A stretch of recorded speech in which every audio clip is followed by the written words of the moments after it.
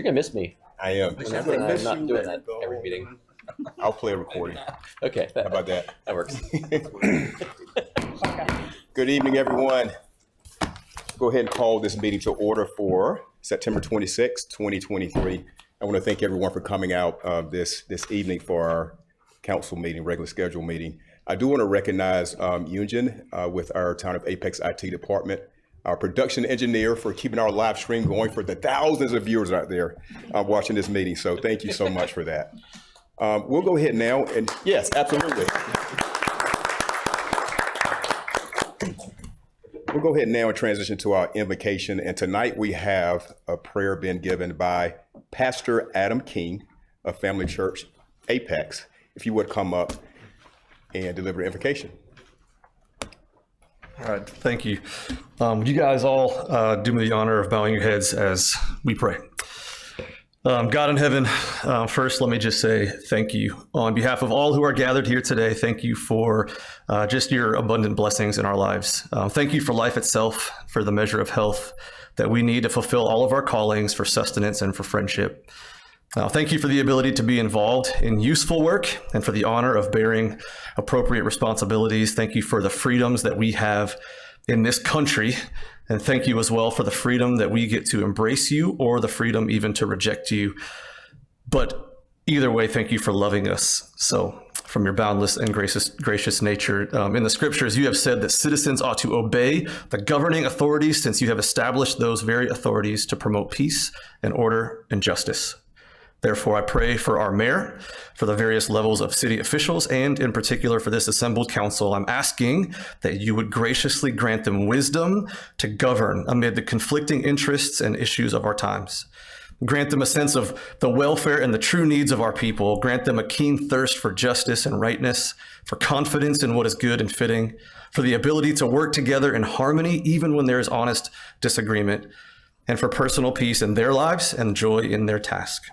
God, I pray for the agenda that's set before them today. Please give them an assurance of what would please you and what would benefit those who live and work in and around our beloved town of Apex.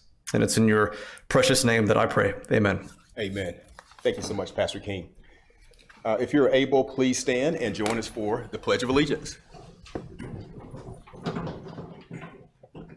I pledge allegiance to the flag of the United States of America and to the republic for which it stands, one nation, under God, indivisible, with liberty and justice for all.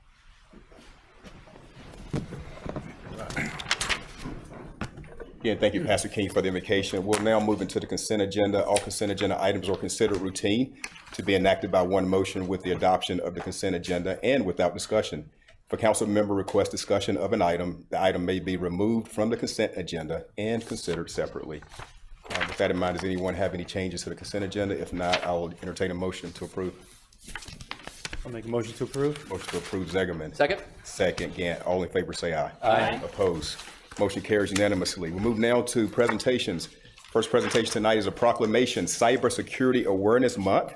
And receiving the proclamation tonight is Erica Seiko, IT Director, and Conrad Sane, IT Security Administrator, along with members of the Town of Apex IT Department.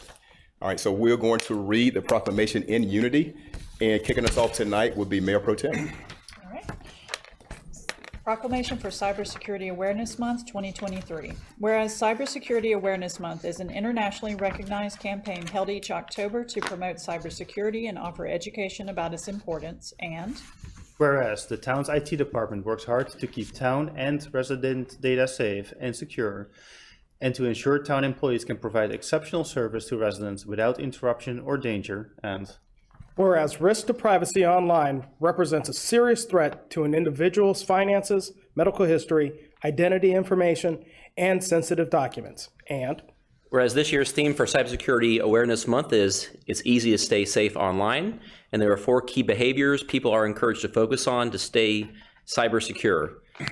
And the list is using strong passwords in a password manager, turning on multi-factor authentication, recognizing and reporting phishing, and keeping software updated. And whereas the Town of Apex recognizes its responsibility to safeguard the information entrusted to it by our residents, and to strive to take a proactive and adaptive approach to cybersecurity in order to uphold this duty now and in the future. Now therefore, I, Jacques K. Gilbert, Mayor of Apex, North Carolina, do hereby proclaim the month of October 2023 Cybersecurity Awareness Month in the town of Apex, and encourage all residents to examine their internet habits and implement cybersecurity practices that can help keep themselves and their families safe from online threats. Signed this 26th day of September 2023. So let's do the official presentation. Y'all will come on up. I think we're all Pass down? done that, right? I missed it.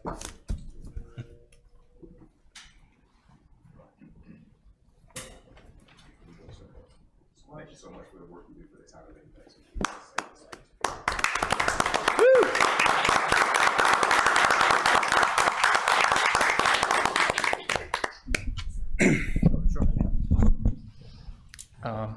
Yeah, mostly just want to say thank you to all of you guys. It really adds some legitimacy when you guys lend us your voice. It can be difficult to talk about why this is important. So yeah, this is our 7th year in having a security awareness program, and we try to add a little bit each year. Mostly just consists of training our employees what to look out for. So we just really appreciate it. Thank you. Thank you so much. Thank you.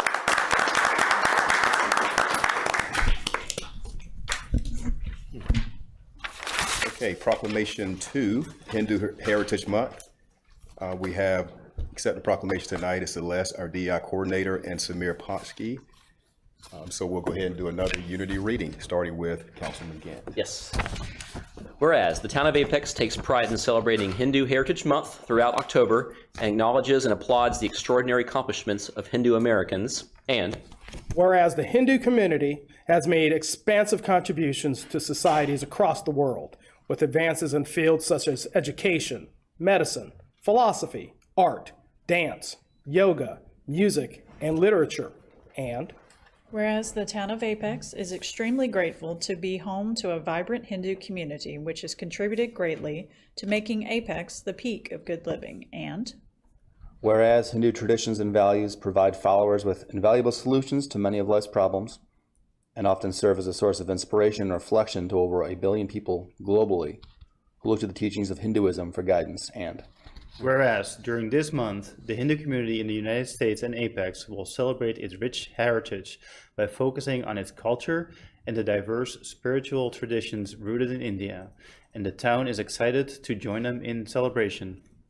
Now therefore, I, Jacques K. Gilbert, Mayor of Apex, North Carolina, do hereby proclaim the month of October 2023 Hindu Heritage Month in the town of Apex, and encourage all residents to immerse themselves in this beautiful culture by joining in the celebrations of Hindu Heritage Month throughout October. So if you would join us up front. Y'all can come down with us. All of us? Did we already take picture? I missed it, so All coming down. I want to get this one.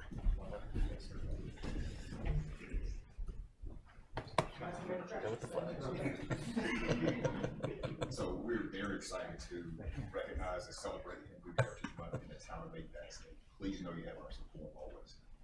On behalf of the town of Apex, I want to say this to you. Okay? I wanted you to shake everyone's hand and if you have a few words. You want to do that first? Okay.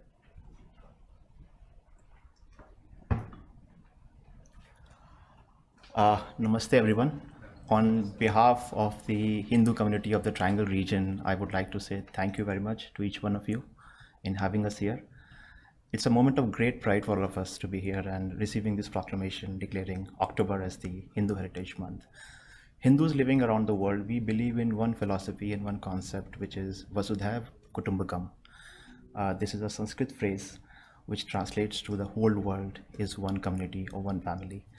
Now, the idea of this phrase is very relevant even today in modern times.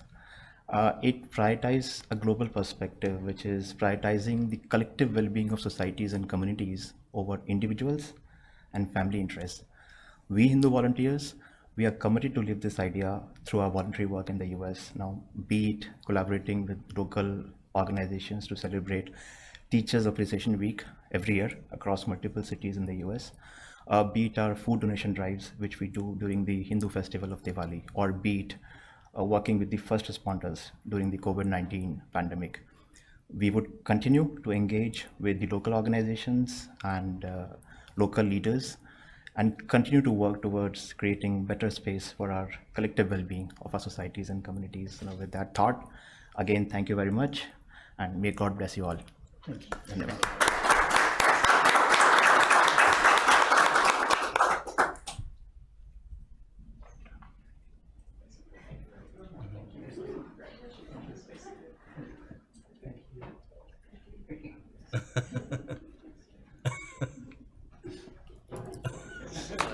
Behind my hand.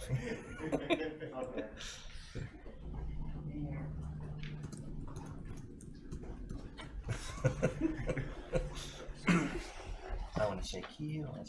Yes, right. So let me shake it. All right, that ends our proclamations.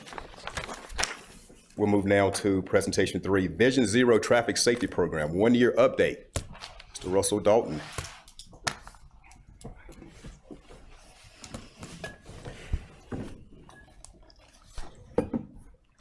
Good evening, Mayor and Council. I'm pleased to be here tonight to present to you our 1-year update on our Vision Zero Traffic Safety Program since the adoption of our action plan in August of last year. Tonight's agenda will be discussing an overview of the Vision Zero program and staffing involved in this, briefly touch on our Vision Zero action plan that was adopted, talk about the coordination and outreach that occurs as part of our program, review the updated crash data analysis for the past 5 years, followed by traffic safety projects that are currently underway, then followed by our Safe Streets and Roads for All grant applications, and finally a progress report. Going back to the question about what is Vision Zero, so we look at a traditional engineering approach where traffic deaths are considered inevitable and look for perfect human behavior, and also proposing infrastructure solutions that are fairly expensive. Vision Zero looks at integrating human failing in the approach in order to prevent severe and fatal crashes. It is a system-wide approach, looking at your system, looking at the data that's involved, looking for inexpensive solutions to saving lives. So since the adoption in August last year of our action plan, we did apply for a Safe Streets and Roads for All grant application. That was an infrastructure application. We had already adopted our action plan, so we were not awarded, unfortunately, a grant for that. We did, since that time, in June of this year, attend a Vision Zero Leadership Institute in Chapel Hill, and then the following month applied for round 2 of the Safe Streets and Roads for All grant application. Expect to hear back from that in December.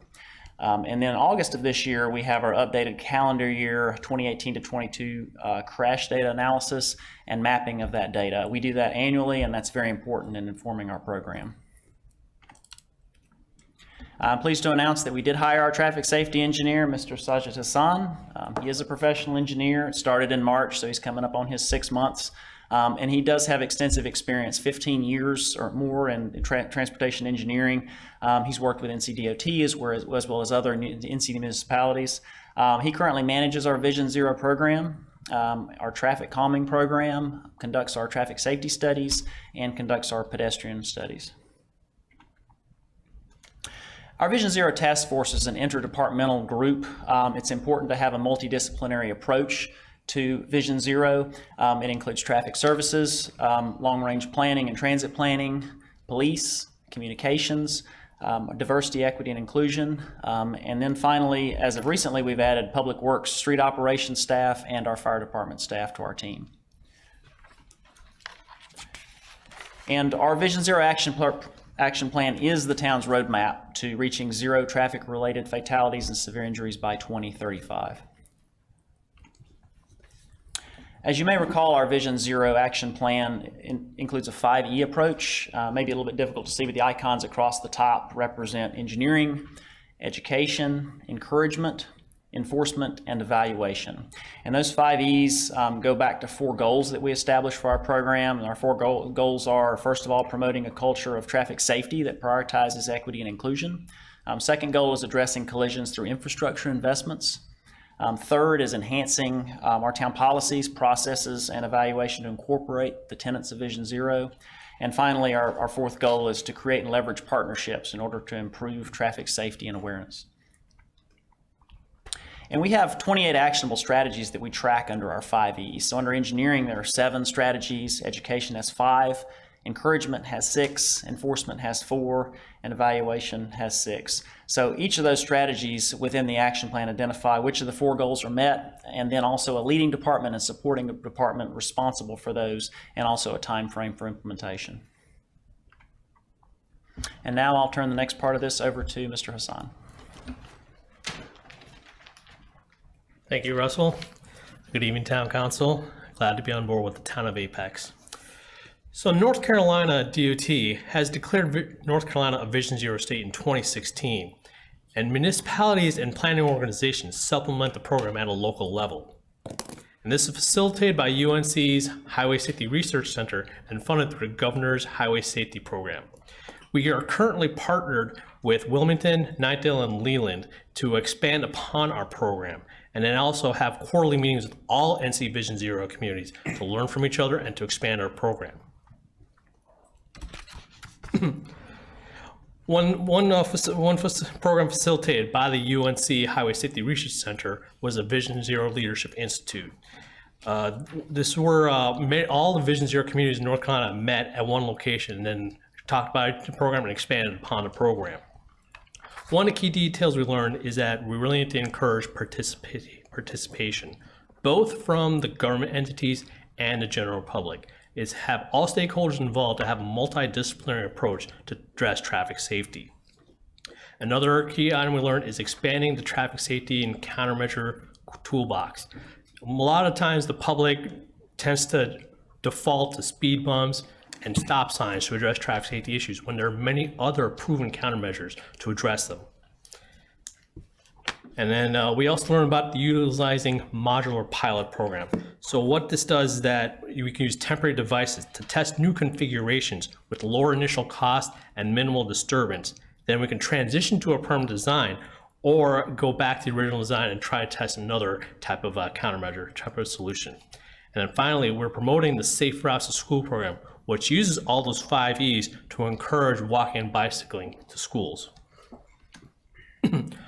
Our Vision Zero program is found on the town's website. It includes the background, the program initiatives, all the parties involved, and are tracking our progress. The primary component of our action plan is to identify the history of crash data. Originally, we had established it by fiscal year, but because of the way the applications for safety grants work, they're required to have our data in calendar year. So we've switched to calendar year and currently have data from 2018 to 2022. So we have our crash data collected over years. Unfortunately, we do see an increase in crash for the past few years, similar to statewide and nationwide trends.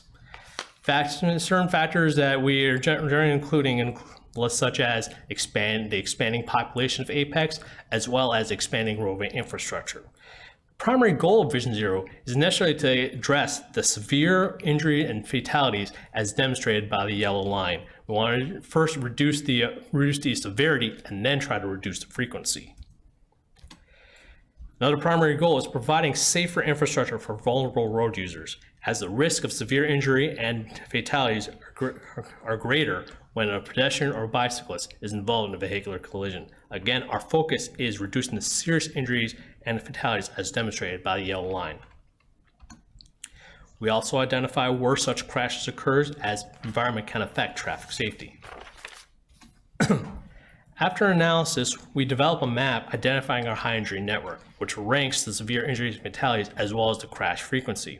We use this map to provide information for reviewing newly planned commitments for developments, planning and safety studies, funding prioritization, and public outreach. The following slides include some of the projects we're working on. First is NC 55 at Hughes Street near Apex Middle School, pedestrian safety project. We are currently partnering with UNC Charlotte to use LiDAR systems to collect and process data. We've already implemented several engineering, enforcement, and educational countermeasures at this location. Another project we have been working on is a GPS cellular emergency vehicle preemption. We're in phase 1 right now. We are trying to update to a more reliable system for emergency vehicle preemption, which allows quicker and safer response through signalized intersections.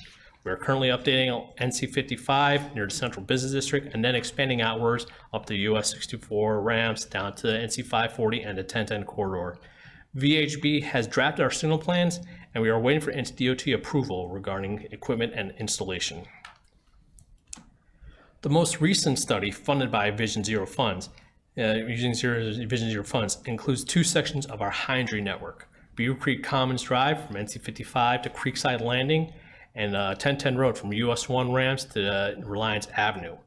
RK&K was selected to perform the safety review. They provide reports that recommend countermeasures regarding signing, paving markings, signal phasing and timing, access management, and roadside vegetation maintenance.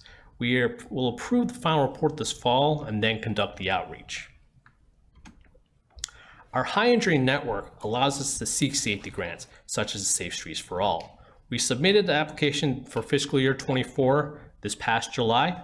This includes supplemental planning demonstration projects using the modular pilots, as well as addressing the high injury network with low cost, high impact improvements, focusing mainly on hazard elimination. Grants are supposed to be awarded this coming December.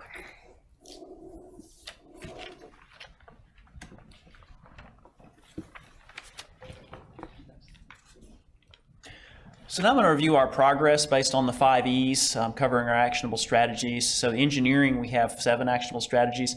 We've made substantial progress on 6 of 7 of those strategies. The one that we need to do more work on is performance evaluation process for prioritizing projects based on safety needs. We're currently investigating that. Some notable activities over the past year, we have updated draft crosswalk lighting standards that we plan to propose. We have conducted safety studies on the high injury network, as Saj had mentioned. We also updated our standards for ADA PROAG compliance. You may have seen some of the new ramps around town that are, greatly enhanced pedestrian mobility. And also we're conducting, multiple safe routes to school projects, both implementation and planning. Under education, we have 5 actionable strategies. We've made significant progress on 5 of those.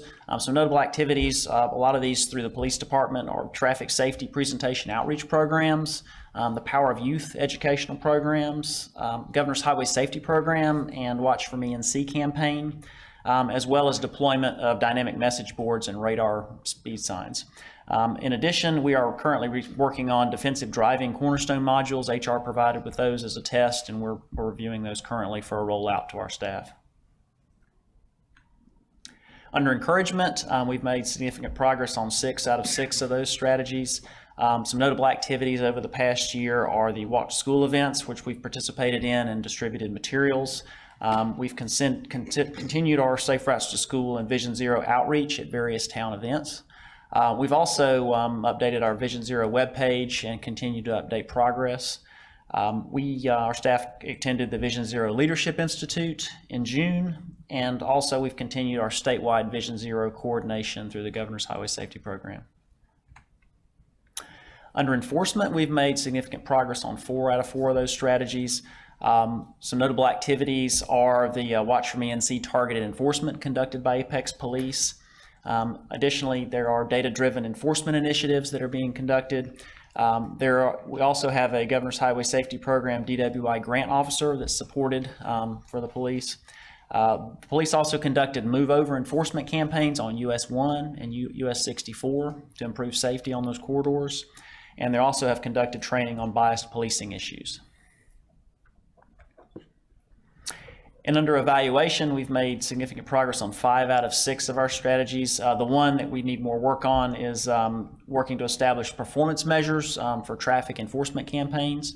So notable activities under evaluation are developing a draft policy and prioritization for bus stop improvements, municipal speed limit and traffic calming policy review, and we expect some recommendations coming out of that either late this year or early next year. We have completed our 2018 to 2022 crash data analysis. We have continued to conduct monthly task force meetings with our various department members, and we hired our traffic safety engineer this past year. Some major initiatives for the upcoming year are included in our capital improvement program prioritization. So working on phase 1 of the emergency vehicle preemption installation, which includes more toward the south end of NC 55 and part of the downtown grid. Additionally, we'll be prioritizing a phase 2 emergency vehicle preemption, which goes further up NC 55 and into the downtown grid. We work with our fire department very closely on that to identify their priorities so we know which ones to implement first. We have safety improvements planned for the fiscal year 24 high injury network studies, so we would be looking for funding toward implementation of some of those recommendations. And then finally, in the capital improvement program, we would want to prioritize fiscal year 2025 safety studies, additional funding for Vision Zero to study locations on the high injury network. We also plan to do a third round of school principal updates and interviews for the Safe Routes to School program. That helps us greatly in prioritizing school needs throughout town. So we know not just from the investment in our capital projects, but through our 5 E's, what the needs of the schools are. And we also plan to continue review of our policies and ordinances for additional changes related to Vision Zero. So with that, that concludes the presentation. I can go back for any questions you may have for myself or Mr. Hassan. I just want to say, Mr. Hassan, welcome aboard. I know you don't have anything to do these days, but thanks for being here. Thanks for joining us at Town of Apex. And Russell, thanks for an amazing report and update. Any questions for? I do have one or two. Yeah, sure. So regarding the crash data that you presented, am I correct to interpret the graphs by 1,894 total crashes, and then the next chart, out of that 1,894, only 20 involved pedestrians or cyclists? So Yes. only 1% of our crashes involve pedestrians or cyclists. That is correct. Okay, that's much less than I thought. And then, as far as the modular pilots, have we conducted any of such pilots yet, or is that just a recommendation that we took away from the work session? We currently don't have any modular pilot projects, but we are looking at certain, we've had some complaints, and we are trying to determine whether we can use modular pilot there, because obviously with the price of concrete and other materials, trying to see if we can transition to a little cheaper upfront and then less impact. Okay, hey, you may want to step up to the microphone so people on the, Yes. We have not exactly tested any areas for modular pilots right now, but we have planned some areas where we want to test them. And last question, I got a question the other day about the timing of signals, where there's a delay between one signal turning red and the other one turning green, and people take the opportunity to kind of run a red light and scoot through. You mentioned that between the hours of 11 and 1 kind of seems to be the highest occurrence of red light violations. Are we working with DOT or whoever manages our signals to tune those a little bit better so that gap doesn't exist, or is that gap there for a reason? You're talking about the gap between... So between, if you have a four-way intersection, one light turns red and then there's a slight delay before the other light turns green, so they don't change at the same time. So there's a little bit of a delay between the two, and then people kind of, jump the red light, taking that gap time to scoot through. Basically. Yes, NC55 and Hughes, that was actually one of the countermeasures we implemented, which is the LPI. So if the left side of the intersection has a pedestrian call, that will only hold the left turn signal, but the through signal will still go green because there's no conflict to the right side. So they actually operate independently. Yeah, so that where we implemented the leading pedestrian interval, that's what's causing that delay. Yep. So I think you was asking. So just real quick. So yes, Sajid was touching on what we did for improvement for pedestrians. We were asking about vehicular clearance through the intersection, and that is where we adjusted the red clearance intervals, the second bullet on that slide. So the interval is there by design because to basically clear the traffic from the intersection before the other the other lane turns green, so to speak. That's correct. There are engineering standards related to that clearance time. So the issue is you don't want to make it too short because that increases the chances of vehicular conflict, but you also don't want to extend it to be too long because then drivers start to learn that it's a long phase and they start to encroach on that. So there is sort of a happy medium that engineering standards address that the state has standards for. All right, thank you. I had a question about pedestrians and sidewalks, and the question is, I think in general, people don't feel safe when there's no sidewalks, so they don't walk at all. But when you put a sidewalk in, you may increase the pedestrian number. So even though it's a safer way of walking, there are more pedestrians maybe out and about and possibly getting hit by cars. So how do you guys look at the data in terms of kind of balancing those things potentially? Yeah, I think what you're asking about is like a latent demand. Like, you know, if you build it, they will come. You build the sidewalks and you're going to have pedestrians in an area where you might not have had crashes previously. You Yes. might experience some crashes. Yes. That certainly is a concern, I guess, if you're looking at it from the data perspective. But the idea is that, you know, the infrastructure you're putting in, you want it to be as safe as possible. So we do evaluate it and make sure that, you know, where it is, where it's located, the crosswalks that are provided and other things are, you know, obvious to pedestrians what they're supposed to do, obvious to drivers what they're supposed to do as well. And that also goes back to the enforcement and education side of Vision Zero, making sure that we conduct campaigns like the Watch from NC, that there's information going out to people so they understand safe behavior on the roadways, not just from the driver's perspective, but also from the pedestrian and cyclist perspective. And is it kind of engineering, like do engineers kind of expect maybe this latency thing, they expect maybe an uptick initially, but a long-term downward trend because of safer routes for pedestrians? So yeah, when it comes to the data, I mean, pedestrian and cyclist crashes are somewhat random. You don't see them with the intensity or the frequency you do with vehicular crashes. It's volumes themselves. I mean, you don't. There's a chance that obviously if you add additional infrastructure, you could have additional interactions with pedestrians. But I guess the flip side of that is if you don't provide the infrastructure, you start seeing like the goat paths along the side of the roadway where they're walking on the shoulder. And obviously that's going to be less safe than having a concrete sidewalk. So our planning department does work to prioritize sidewalks. So part of that consideration is where we see crashes, where we don't have the infrastructure. And also it's in areas where we identify priorities through our safe routes to school or certain other priority rankings like destinations where we see there's a desire line for people to want to go. And they may already be walking that, but you know, it may not be as safe. Okay, thanks. Tells us where we need to put sidewalks. Yes. That's right. Well, I do want to say thank you for both of your participation at the Party on the Peak.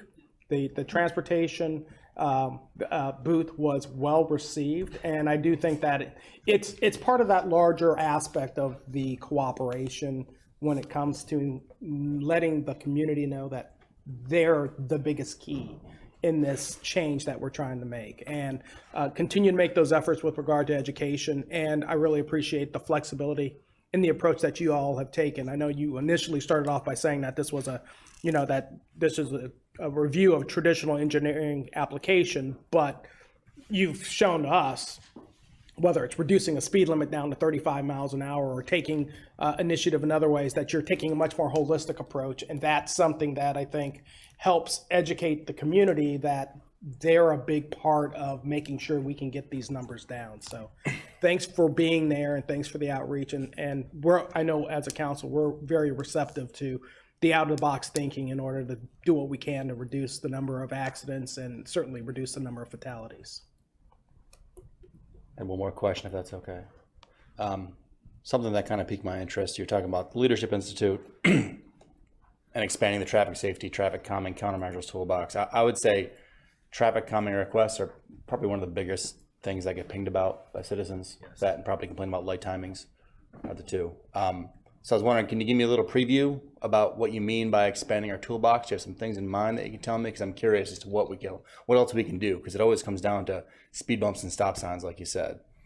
Yeah, there are certain low impact, low cost countermeasures, as well as greater countermeasures. It can go involve anything from adjusting signs to pavement markings, and also reducing the width of the roadway to encourage people to slow down.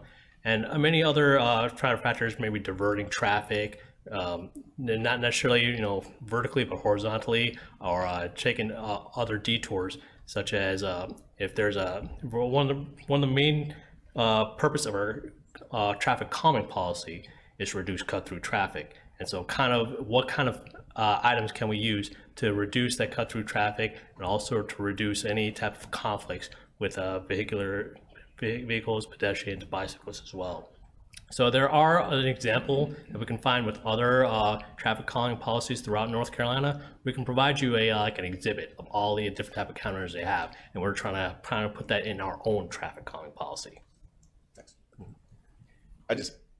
Sorry. Go ahead. Yeah, just, on that topic, so, a lot of our busier roads are NCDOT owned roads, right? And so is the DOT receptive to having these conversations? And I'm thinking about, redesigned intersections, that are traffic calming or separating, vehicular from pedestrian and bicycle traffic, things like that. Just some of the design guides I've seen out of DOT don't really call for that kind of separation. So to what degree do you find a receptive ear at the DOT versus, we can only do this on our locally owned roads? I think NCDOT, they're willing to listen, but when it comes to implementation, they really want to kind of spend some more time looking at it and really to try to look at their own standards and see what they can implement, because they have a much more greater classification of roads that they work with. Okay. In my experience, it's yes, as long as you pay for it. Speaking of paying for things, I was looking at the community partners, Wilmington, Knightdale, Leland. I don't see any other communities close to us, and I know we can't speak for them. But having this initiative, does that help us with grant funding, scoring of projects, anything like that? And the reason I bring it up from a regional standpoint is because if we're trying to improve the traffic network, not only in Apex, but we have a lot of connections, Holly Springs and Cary. Is there any conversation with other communities jumping on board with Vision Zero? Has that conversation been had with other communities?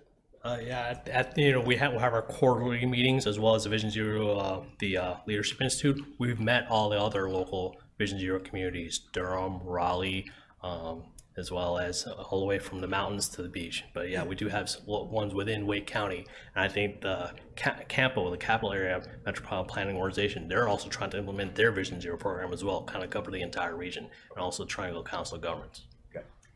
Can you also speak to, I know the Safe Routes to Schools, that there are planning grants and implementation grants, and I was refreshing when they were announcing the ones for this year that we didn't get, but the planning grants are oftentimes helping communities do the Vision Zero action plans themselves, right? So presumably there's a lot of communities that got that planning grant, or hopefully there will be a planning grant from the federal government to do this, and then they maybe will compete with us for the implementation grants. But have there's been an uptick in Vision Zero communities because of that grant?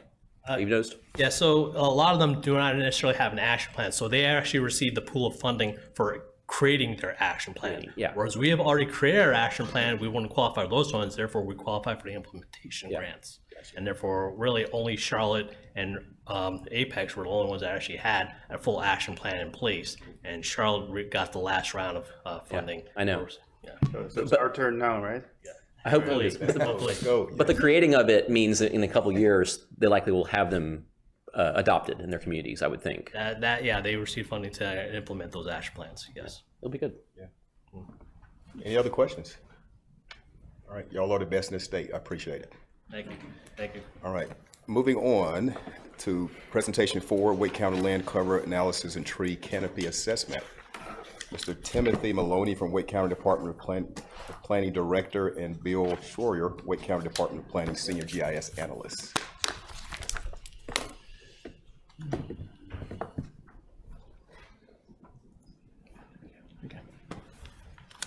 Good evening, Mr. Mayor, Town Council members. Thanks for having us today. I'm Tim Maloney. I'm the Director of Wake County Planning Development and Inspections. With me today is Bill Schroyer, a Senior GIS Analyst in our office. He can speak more to the technical details, which he will later on during this presentation. Today we're going to present to you a project that assessed land cover throughout all of Wake County, including all the 12 municipalities. We're really excited about this. And then we're going to share some specific data about the town of Apex that we collected through this.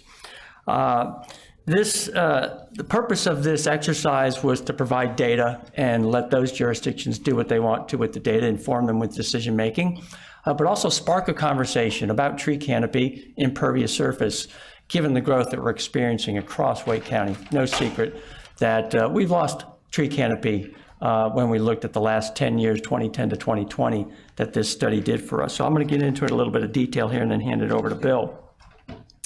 So this project was funded through the American Rescue Plan Act. As with all ARPA funding, the county's primary goal is public health needs, and with secondary goals that address economic impacts resulting from the pandemic and systemic community challenges. And we feel as though this project and the results and the data that we collected spans across each one of these areas.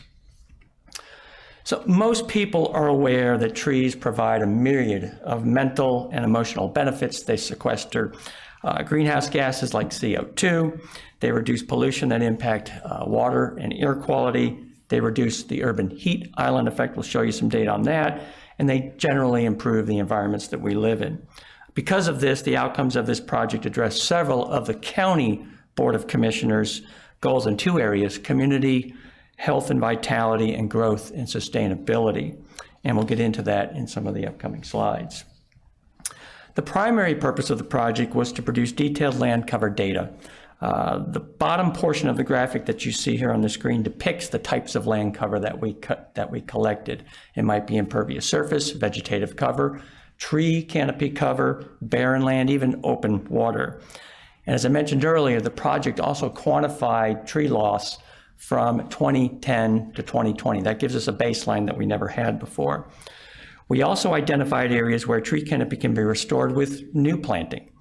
More importantly, areas where new planting can support and improve environmental, social, and health benefits. We have that data baked into this.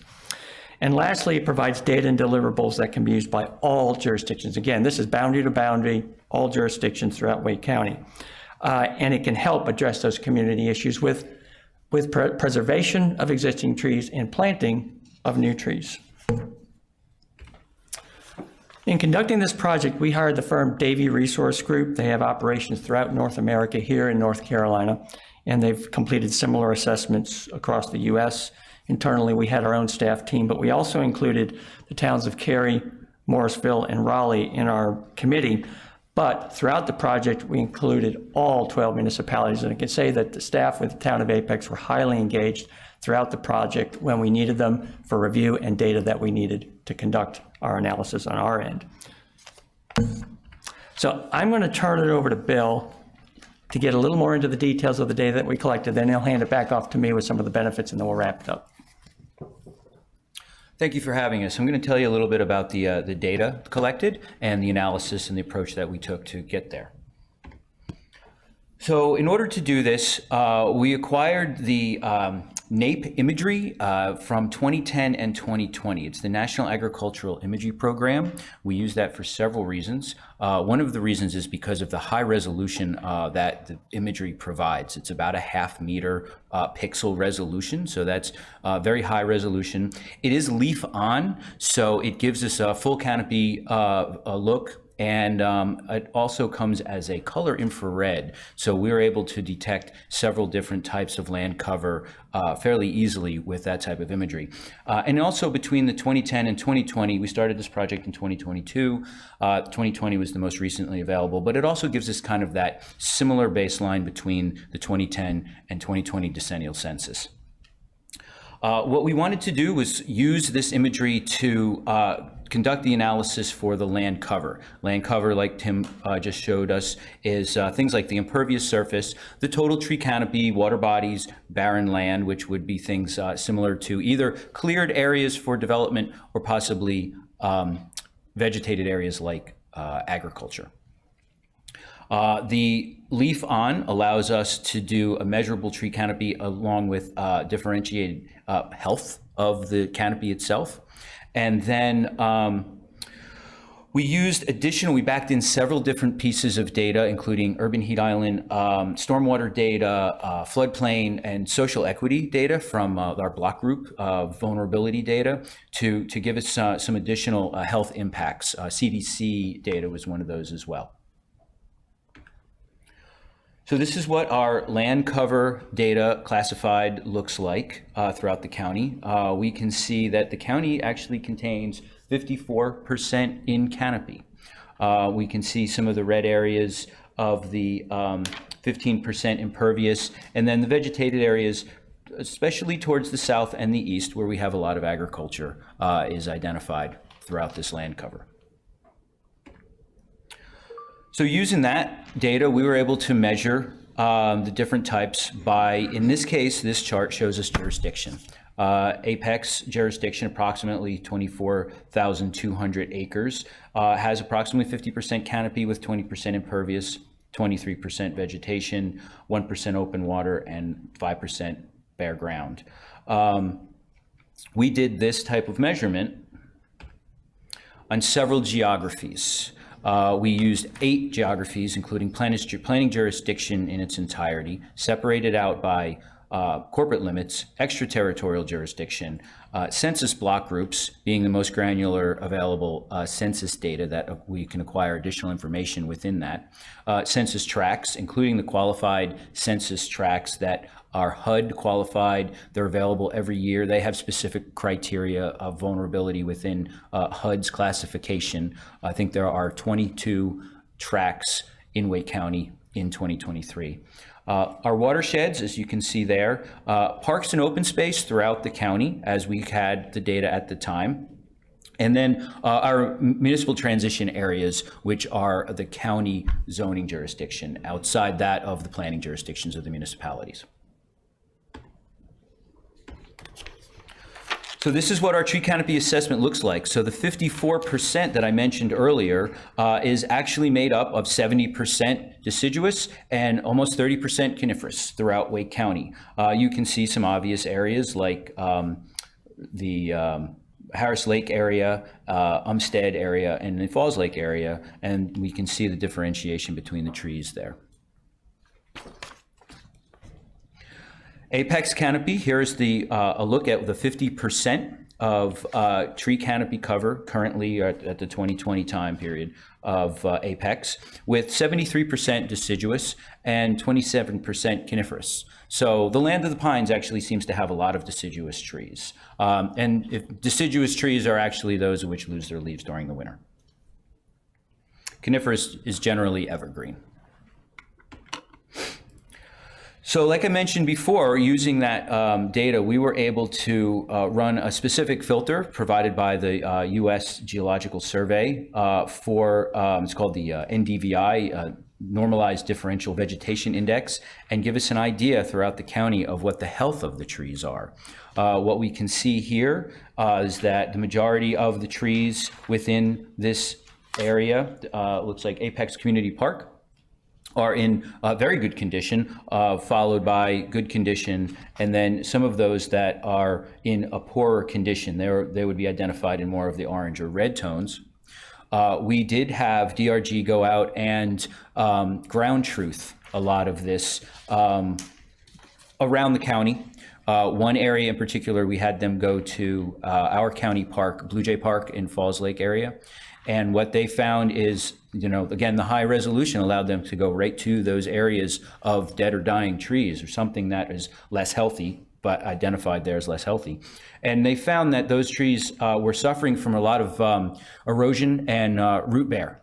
So that, in fact, even though the trees look green, they were actually suffering from specific conditions that would identify them as less healthy. So I mentioned before about the types of geographies that we used. So this is a look at the canopy cover by census block groups throughout the county. So we can see where we have some of the darker colors that are a higher percentage of canopy cover within those block groups. And again, we did this for several different geographies. This one is Apex. That is the jurisdiction of Apex broken out by the block groups. So we were able to measure within the block groups and then clip out the jurisdiction of the municipalities. And we can see that the canopy cover within the corporate limits is 44%. And then the ETJ outside of that area was approximately 62%. And that's, of course, the ETJ is what a lot of the municipalities are growing into. So they haven't currently received the type of development that the Corps has received. And then our historic change. So this is where we back in the 2010 imagery. So the county in total for those 10 years lost about 11,000 canopy acres. we're looking at about a 3% loss of tree canopy, 2% overall. Apex itself, we had 59% in 2010, 50% in 2020. That's a 2,000 canopy acre loss, about 15% loss of the tree canopy.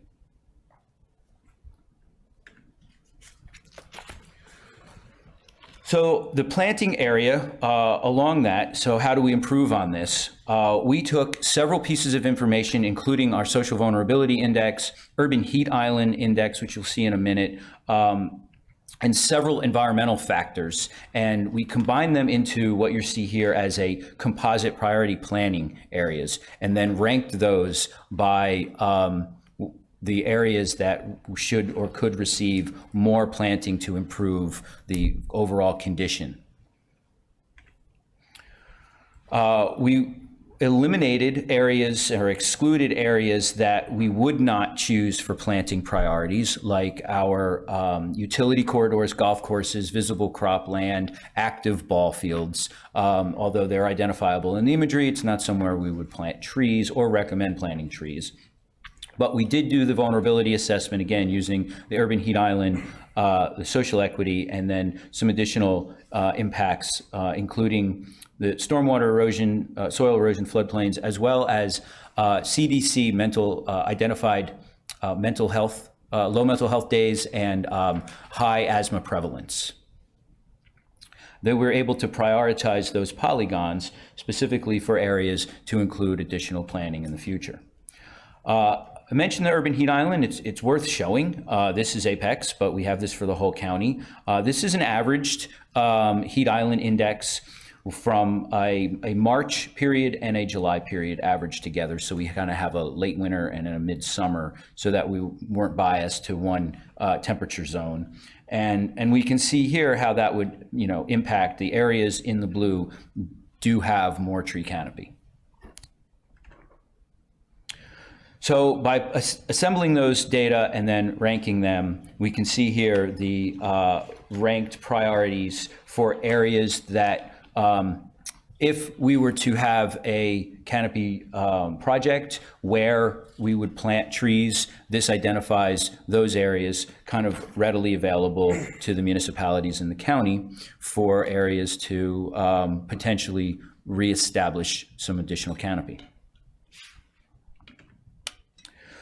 Along with that, in those areas, we modeled where to plant those trees. And we used 3 different canopy types. We used a 20-foot diameter canopy, a 30-foot diameter canopy, and a 40-foot diameter canopy. And we spaced them appropriately through the modeling. And you can see here where we did not include the ball fields, but it's just an estimate to give us an idea, again, in the planning priority areas, where should we plant the trees? So again, we have data readily available and hopefully actionable for like the county and the municipalities to be able to move forward and get an idea of the amount of trees we could fit in an area to improve the overall canopy. I'll go ahead and wrap this up. So we've talked a lot about the other benefits. One that we haven't is financial, and there is a financial benefit to trees.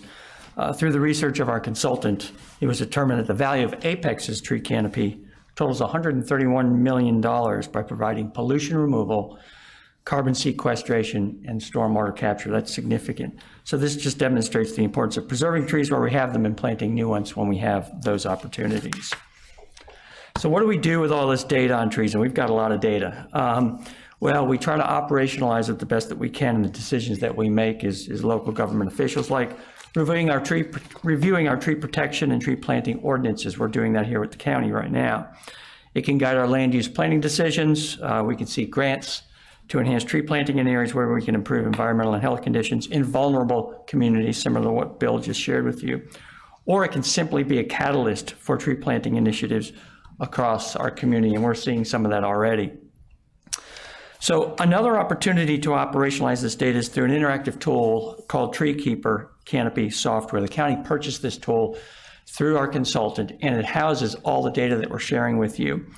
This tool is public facing on a website that we've just created with a lot more information and can be explored by community members who want to better understand canopy trends as they relate to different land cover and socioeconomic factors. A lot of people don't put that together with this. The tool provides an interactive interface to explore the urban forest canopy data that can help guide data-driven decisions on tree planting and maintenance. And it can also assist with future tree planting programming and outreach and education efforts. Here's a screenshot of the tool. As I said, it can be used by anybody. It's online, it's live right now. We've done one training session already for a lot of government officials, municipalities, nonprofits, universities, stakeholders, residents. Anybody can go online and use this, and the data is there, and you can manipulate it however you need to.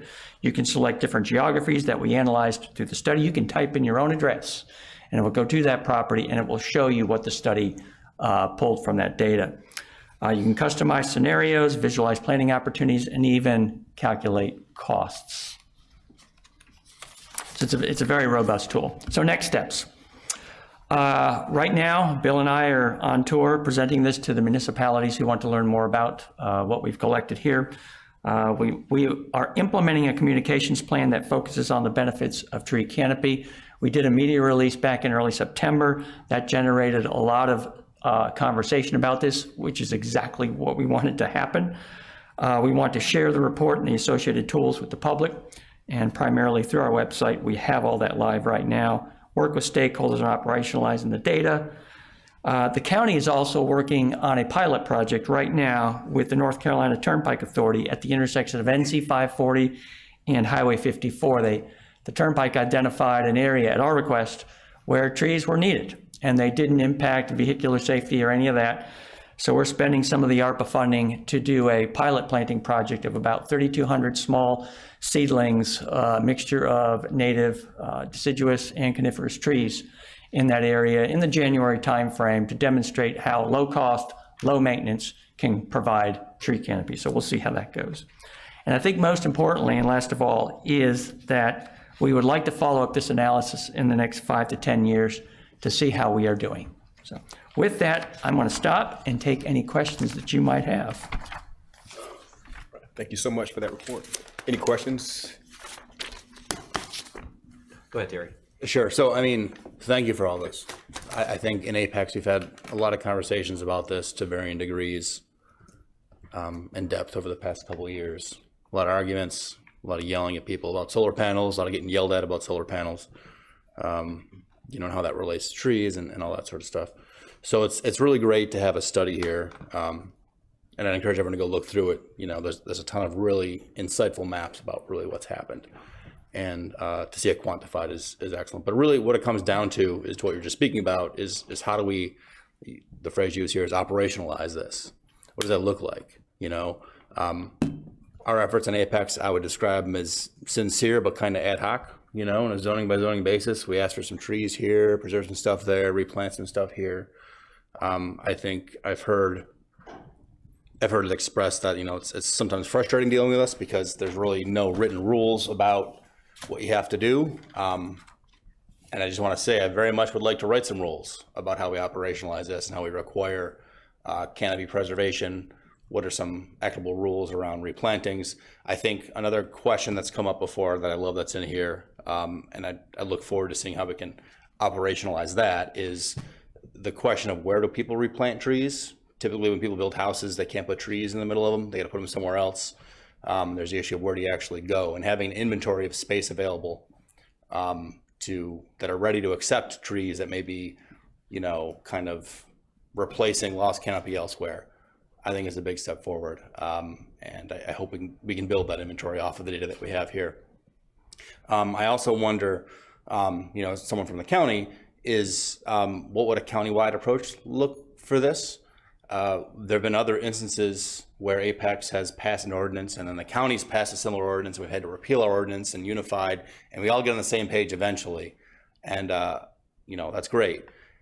But I think, from the get-go here, if we could have a set of model ordinances that could be adopted by Apex, by the county, by all the other municipalities, for, not only consistency for the development community, but also all of us working together towards a shared goal of increasing or at least maintaining the tree canopy, would be ideal. So it's not just sort of the Wild West out there in terms of what rules have to be followed.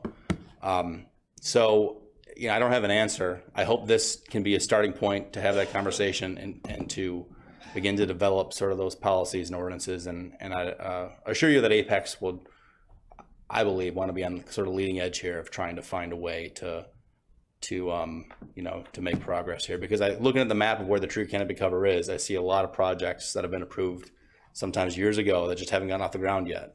That's going to affect that number and you know, make us look, you know, set us back even more in our goal here. So those are kind of my thoughts. I mean, I don't have too many specific questions because it's very, very dense, data-rich stuff, and I encourage anyone watching this to go pull up the report. It's like 80 pages of maps and tables and some really insightful stuff. Like I think there's canopy for the sake of just like area, like we want that number to be higher, and then there's another aspect of addressing specific issues around heat islands, which may not contribute, you know, to a top line 5% canopy bonus, but it's a great benefit to the community if you can work to eliminate a heat island in the middle of downtown Apex or something, you know. So I guess to wrap it up, thank you so much for the report. I'll be digging into it, and I encourage our staff and the county staff to work together to come up with an operationalized plan for how we respond to this. I have some comments. Yeah. So as a geography major from UNC, focusing on GIS, I did appreciate this study, and I did some. I'm not sure it's even a thing anymore. IRDOS Imagine software, where we looked at in DBI, and so I love that. When I was first read the study and made the paper about Apex being the highest amount of loss, I was thinking about blaming past council's decisions about lower density development that cut down a lot of trees for the number of people it put on. But then I was looking at the map a little closer, and I noticed that like a gigantic chunk of that canopy loss was from 540 because it hadn't gotten built yet in 2010, and it was in place in 2020, and that won't be a loss in the future, but it happened. And I think if you subtract that out, we're not the highest, most lost place. But that combined with Apex Friendship High School campus, or not high school, but the Apex Friendship campus, Scotts Ridge, the Western Way Reclamation Center, those are all kind of civic uses that contributed substantially to that canopy loss. So I guess my question is I was kind of struggling with the policy implications of this when you have these projects that are important for our residents, regionally important, yet they contribute to the canopy loss nonetheless. I don't know if you guys have any thoughts. Those are policy questions for local governments to address on how they would approach that and how they would characterize that. But you bring up the NC 540 example, and you bring up the large campus example. I'll give you a nugget of information, and Bill can correct me if I'm wrong, is our study was 2010 to 2020. Town of Morrisville wanted to take it a step further. If you look at the town of Morrisville's numbers, they had the most impervious surface and the least tree canopy. So they procured the same consultant to look at the last 2.5 years. And they actually demonstrated a gain in canopy in that time frame. Because if you're familiar with Morrisville, there's not a lot of room to grow in Morrisville. They're bounded on all sides. But the policies that they may have in place for preservation and probably more importantly, new plantings as a part of the development process is actually starting to show some benefits in the last few years. So I don't know if that helps. Okay, yeah, that's good. Okay, thank you. I would just want to say I agree with everybody today. Councilman Mahaffey, thank you for your focus on this. As we look at, and I think you brought this up as far as looking at policy decisions, I think it's important that we do bring everyone to the table, and I'm speaking of the development community because there are impacts when we start looking at policies. And I'm just saying, make sure that we slow walk that to ensure we have everybody at the table. I want to make sure that's at the forefront of what we do. Well, I appreciate the ability to have the data because the thing that I know has been a conversation point amongst us here is we recognize the need to try to maintain and grow our tree canopy as much as possible, and balancing that with the, unfortunately, the landowner's ability to use their property in the way that they want to use their property. This data will help us because I know one of the things, and I speak strictly as a lawyer that's concerned about not only engaging in unnecessary litigation that could cost the town hundreds of thousands or even millions of dollars.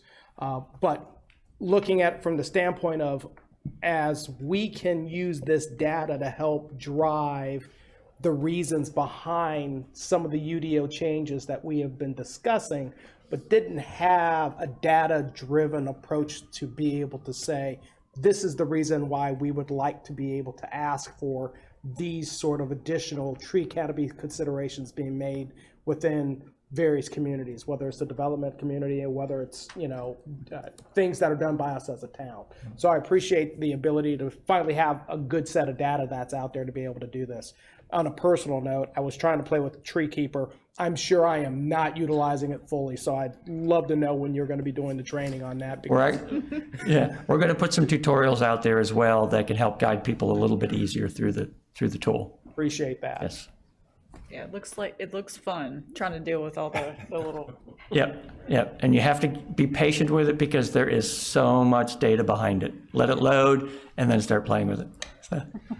I'll make the final comments. I really appreciate the comments from both council members Mahaffey and Gray. Obviously we've been talking about tree cover and preservation for a long time, but without in absence of having hard data to substantiate our direction. And I think that what this report provides to us is a lot of that data. Frankly, looking at some of the results, some of the priority areas were actually not in areas where I would expect them, right? And so really having a data-driven approach and then having a data set that we can work off of and base policy on, I think is going to help us tremendously. It kind of takes the conversation from the realm of personal preference to no, this is why we're doing this, right? And here's the data to back that up. And I think that's an entirely new tool for us, as far as this conversation at least. And I think it's actually exactly the type of information that we needed. So I want to echo my colleagues here, thanking you for the research and the reports that's provided here. I think this will go a long way for us. So thank you very much. I do seem to remember, and Councilmember Gant, you can tell me if I'm wrong here, but we did have a tree canopy assessment done shortly after we were on council. Yeah, Shelley knows. Yeah, so we do have some data, but it was not nearly the amount of detail that goes into it like that. It was also a little bit differently driven. It did use 2010 NAEP data, but then it, I think, used 2014 after that. So even at the time, and I might be wrong about the 2010 part, I'm not certain. But it was also more looking at how trees can mitigate stormwater. There's definitely a lot of information about tree canopy and where we stood at the time. Just like now, the data that we had to use at the time was also a couple of years old because that's just how we get it. But we do have some of that information as well, and looking back at both of those studies is definitely worthwhile. I'd like to ask, what specifically are the next steps here? I don't want to just have this report, say all this stuff, and then move on to the next thing and drop it.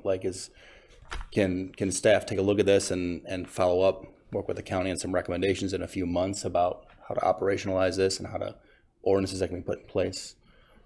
What can we do with this, or when can we know what we can do with this? Yeah, or expand on existing programs, right? We have the Plant Apex program that's oversubscribed in 5 minutes flat, right? Is that something that we can expand on, or even target very specific areas within town to drive more of that canopy growth? I think that's actually. I think target is the first step, right? Is the program does go in 10 minutes, and having a way to prioritize applications based on the needs assessment in here, I think is pretty interesting. Something to explore. But again, are there any concerns from staff moving in that direction? I don't know, Shelley's a big part of this, but I'll defer to her for a little bit. I don't know if we've had time to fully digest everything and for what's there and what's going on. And some of the next steps I would offer would be for staff to take time to review it, and also to engage the environmental board on this, to discuss what are options, what are programs that are out there for it's a great group to have ideas bounced around and for discussion, right? So I think we can certainly get there, Mr. Mahaffey and the rest of the council. But giving staff and environmental advisory board some time to review, look at some options, and then come with some recommendations or some things that council may want to consider. That might be a workshop and in a few months that you want to do, or something along those lines. We know this is a priority for council in general. It's part of our environmental leadership goal, right? So. Can we set a target date for that? Like, can we target November, December for that readout? I don't, based on what we already have on the docket, I don't know that anything before the holidays is feasible at this point. So, but so what I'll do is, with Amanda and Shelley over there, just kind of defer to them, and at this point to let them take a look at it, and then we'll get back with them, and we'll try and pin down, when do we think, what might be a realistic time frame for when we can come back.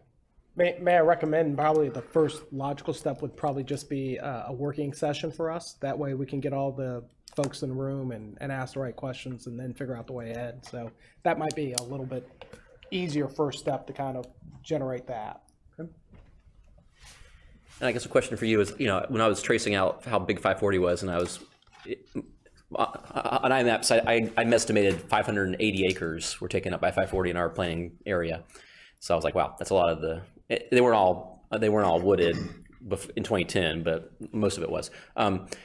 Yeah, I'm interested in that DOT project, because then I was looking at the map and I was like, wow, a lot of those, especially the intersections, they raised them, and the trees are coming back a little bit, especially in little circle parts, but not very fast. So I'm wondering, I assume the trees will come back kind of naturally because of seeds falling on them, but I'm guessing the thing you're talking about in Morrisville is accelerating that regrowth and make it a better kind of regrowth. Possibly. Yeah, there are probably circumstances where DOT is maintaining areas where there are no trees when they don't need to be maintaining, and natural succession could take place as you're describing, and they could just naturally grow.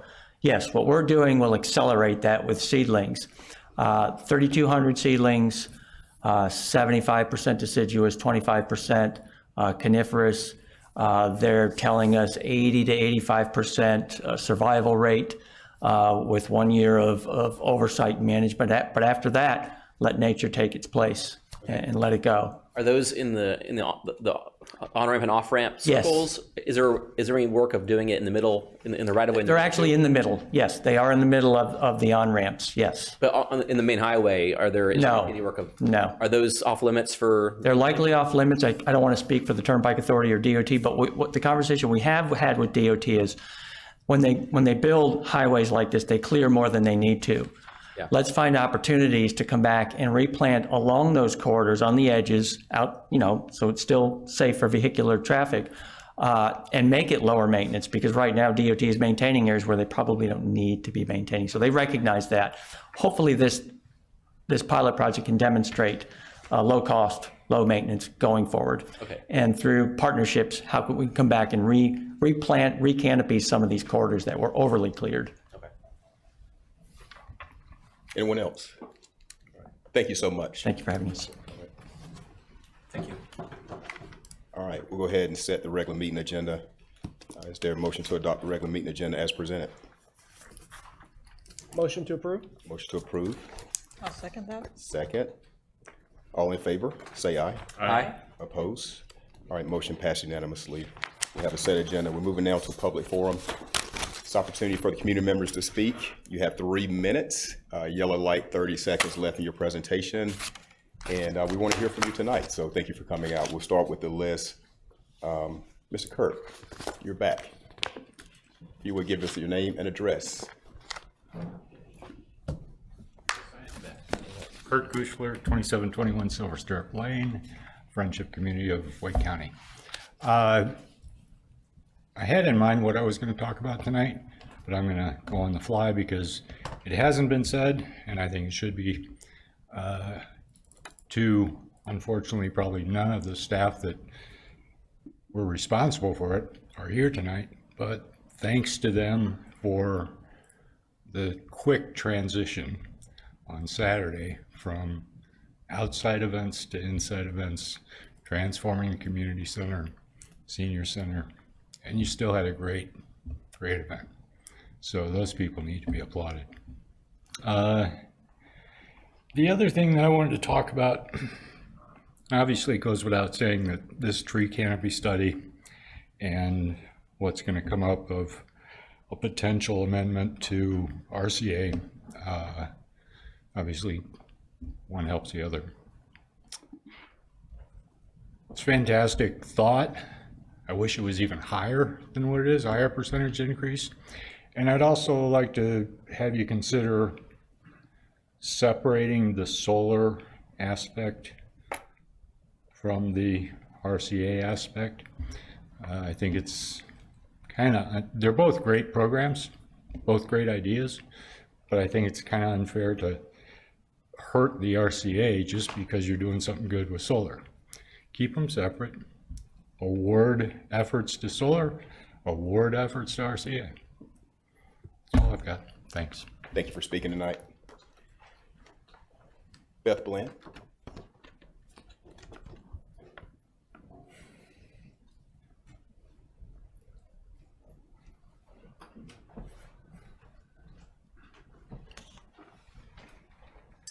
I'm Beth Bland at 3724 Friendship Road, the last house on the right before you cross the Friendship Bridge, or I should say the last property. I wanted to make you aware of something concerning Holly Springs plans and their innovation park. We received a notice, Tom and I did, from the Timmons Group that they're rezoning. And they're adding residential into their innovation park, including possibility of 7-story high apartment building with over 600 residents at 2 different places. One would be Friendship Road and the New Hill Holly Springs Road. And then the other, I believe, is closer to like Woods Creek and Friendship Road.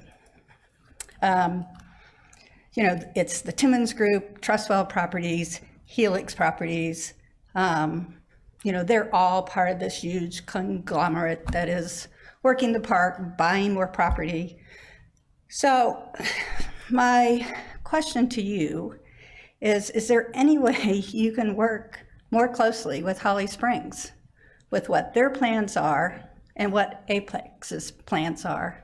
Because I feel like there's a really big disconnect. With what they're going to do with the Innovation Park, it's going to bring more traffic onto Friendship Road, which is already a problem. They have done a traffic study. It's 575 pages, so I briefly went through it. But basically they do include the Friendship Road and Old US 1 intersection, and the grade they have for it is an F. And they don't really have the infrastructure in place to handle the additional rezoning that they're wanting to do in this innovation park. And then we have Viridia that's coming up here. We have, you know, the Force Main, which this is off on a tangent, but in my mind, we just heard about the canopy study. The other side of the road, the trees are already gone. The trees that are going to be affected on our property, we have 80-foot tall pine trees, and we have a stand of cedar trees, and they're coming down, a lot of them. So it just seems like the 2 towns are interconnected, but not working together. And I was concerned from the last board meeting when Councilman Gray and Councilman Gant, Councilman Gray mentioned getting together with Holly Springs, and then there was a conversation about, well, if we ask them for something, then they're going to ask us for something, and I think you should be able to work through that better. So all I'm asking is please consider having the 2 towns work a little more closely together with what the plans are. Thank you, Ms. Bland. Thank you for coming out tonight to speak. All right, Dawn Cozzolino. Did you want to switch the order? Yeah, we will switch orders. Okay, all right. I'll go after that. Okay.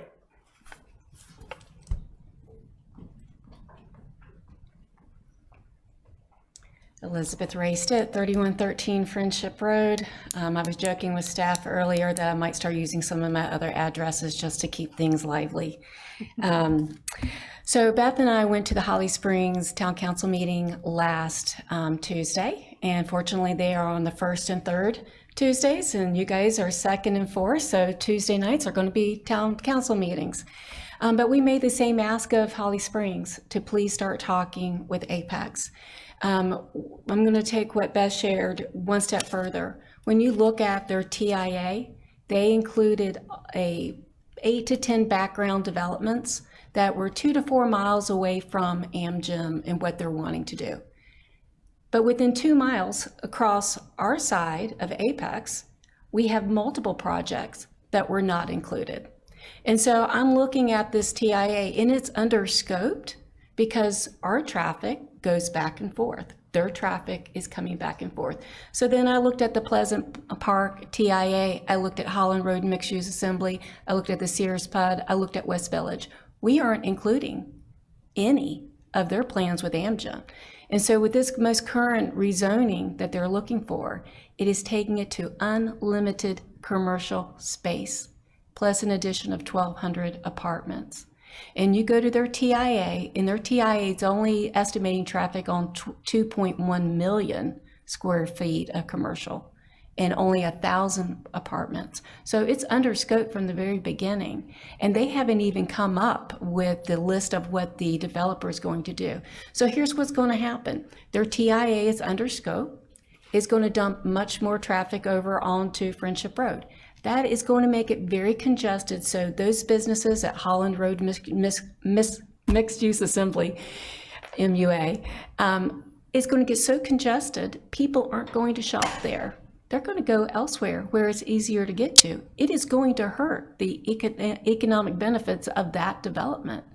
It's going to hurt people trying to get to Pleasant Park because they can't get through Friendship Road because GPS is sending them that way and they're getting stuck. So this is more about, hey, let's have conversation. This is going to hurt your business community. And as more development tries to happen in our area, the cost of those road improvements are going to be greater on Apex businesses and property owners because Amgym is under-scoped. So this is more than just, hey, we're tired of the traffic. This is one of those watershed moments where you got to stop and say, what is happening there and the implications. So, I'm going to be going back and forth. I'm going to talk to them. I'm going to talk to you. I don't want to be your go-between, but I feel like I have to be because it's clear they acknowledged in their meeting that they hadn't talked to you. And it's clear you guys haven't talked to them. So I will be that intermediary. And unless you want me representing both towns, please have conversations with each other. Thank you. Thank you, Ms. Stitt. All right, Dawn Cozzolino.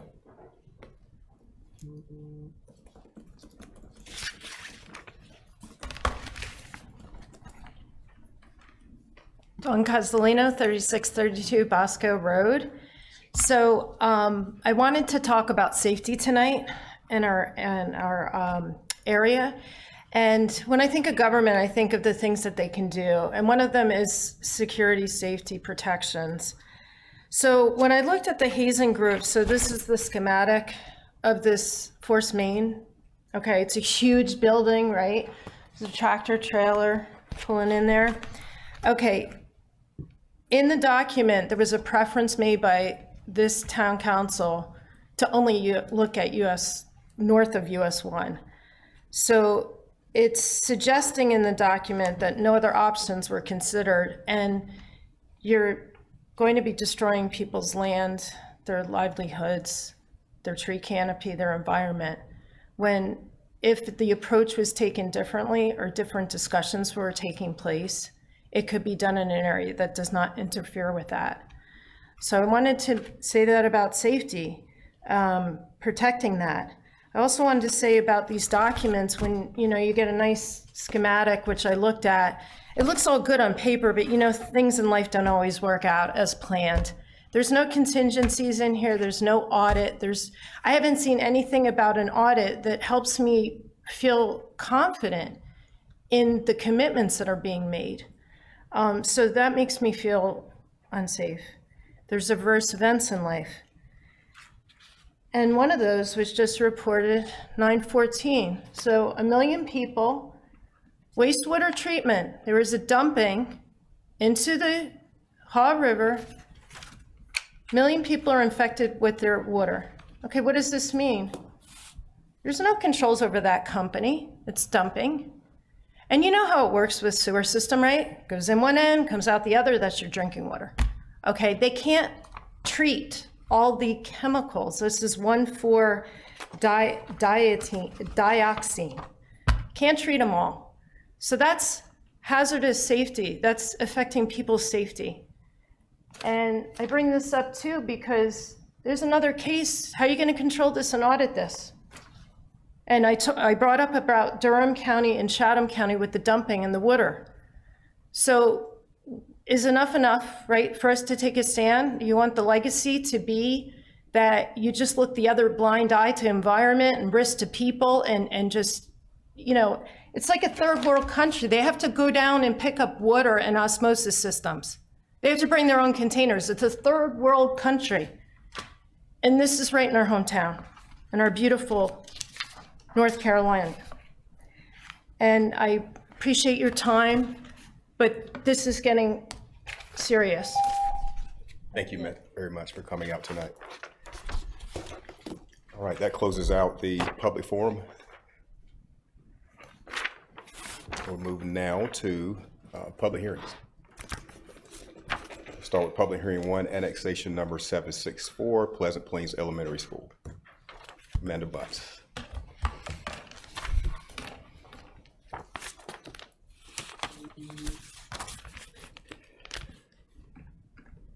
All right, good evening. This is the annexation for the future Pleasant Plains Elementary School property. It's located right at 540 and Old US 1, and is about 30 acres in size. You can see where it's adjacent to Depot 499 and Apex corporate limits, and it's currently zoned Plan Unit Development Conditional Zoning. The annexation is needed so that construction drawings for the new school can be signed, which should be happening in the next couple months or so. Happy to answer any questions you have. Questions for Ms. Butts? Hearing none, we'll go ahead and open up public hearing for this item for comment. No one signed up to speak. It's closed. Is there a motion? I'll make a motion to approve. All right, motion to approve, Mayor Pro Tem. Second. Second, Gray. All in favor, say aye. Aye. Opposed? All right, motion carries unanimously. Public hearing 2. Okay. So tonight I have several UDO amendments for you. Most are very simple in nature. The first amendment was actually requested by the Planning Committee, and that is to change the use tattoo parlor and body piercing from allowed only as a special use permit in the planned commercial district to a use allowed by right. There's no proposal to change if there's a planned commercial area in the small town character area, it would still remain as a special use permit. And along with this, striking the supplemental use standards for this, which are related to signage. These standards exist already in our sign ordinance. It's duplicative. So happy to answer any questions on this amendment. Why was it considered a special use in the first place? I mean, generally speaking, you know, cultures, people change, communities change over time. You know, historically, this was not seen as a beneficial use. They were typically found in what's referred to as low rent districts. You know, people's opinions about tattoos have changed over time. And so that's the reason for the And I think even more context was it was not permitted in the one we're talking about, and then we changed it from not permitted to special use at one point. And I guess incrementally, this is being more flexible about this use. Right? Is that what happened? I'm trying to remember now. We actually had a local business owner reach out and previously saying, you know, it was very difficult for them to find other places because of this. So that was the S. Now it's the P. Okay. Okay. The next amendment is to remove greenways from the list of Class 1 uses in the buffer section of the ordinance. This change would basically codify that there's no requirement for a buffer to be installed when a greenway is proposed, and this represents current practices. Greenways are often seen as accessory uses to developments, residential developments anyway, but this is just making the ordinance consistent with current practice. So does that mean if we want to install a greenway in an area where one doesn't exist, we can basically go right up the property line with our greenways? Theoretically, we could, if that was the desire. Oftentimes, we need flexibility with where greenways are installed, just generally because we keep them closer to sewer easements or riparian buffers. But I'm not saying that would be the standard practice of the town. But so when you say this is consistent with current use, can you give me an example of that? I mean, generally, greenways are not right up against property lines. And I'm speaking very generally. We have greenways all over town, and many that I'm not specifically familiar with the details of, without looking at a map and studying a map. But greenways are where they're planned. They're often not near. The new ones are not near residential property lines.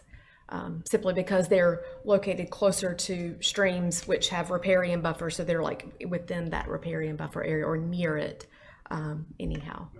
So a couple months ago, we looked at a new greenway map, right, or proposed greenway system updates. There's greenways planned on that, or that we put on the map, that will track through existing neighborhoods, and so I'm a little bit uncomfortable removing a buffer requirement, right? Because that basically means that people that bought a property backing up to a conservation area, right, usually with a lot premiums to back that up, now might see that RCA partially clears to put a trail right up to their property line, and I don't think that that's something that will go down very well. So I'm a little concerned about this one.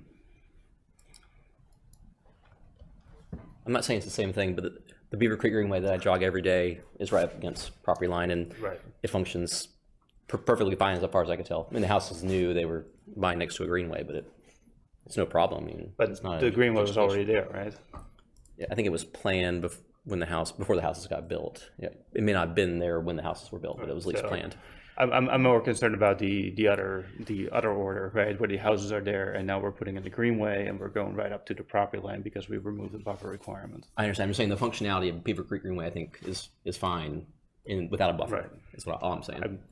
I'm sure the greenway will function just fine, right? It's like just the optics of going in and clearing a piece of land, that was previously RCA. Mm-hmm. Other discussion on this item? Amendment 2. And Diana sent me a note. Basically, there may be implications or locations where if there is a buffer required, depending upon the buffer width, it may mean there's no room for the greenway.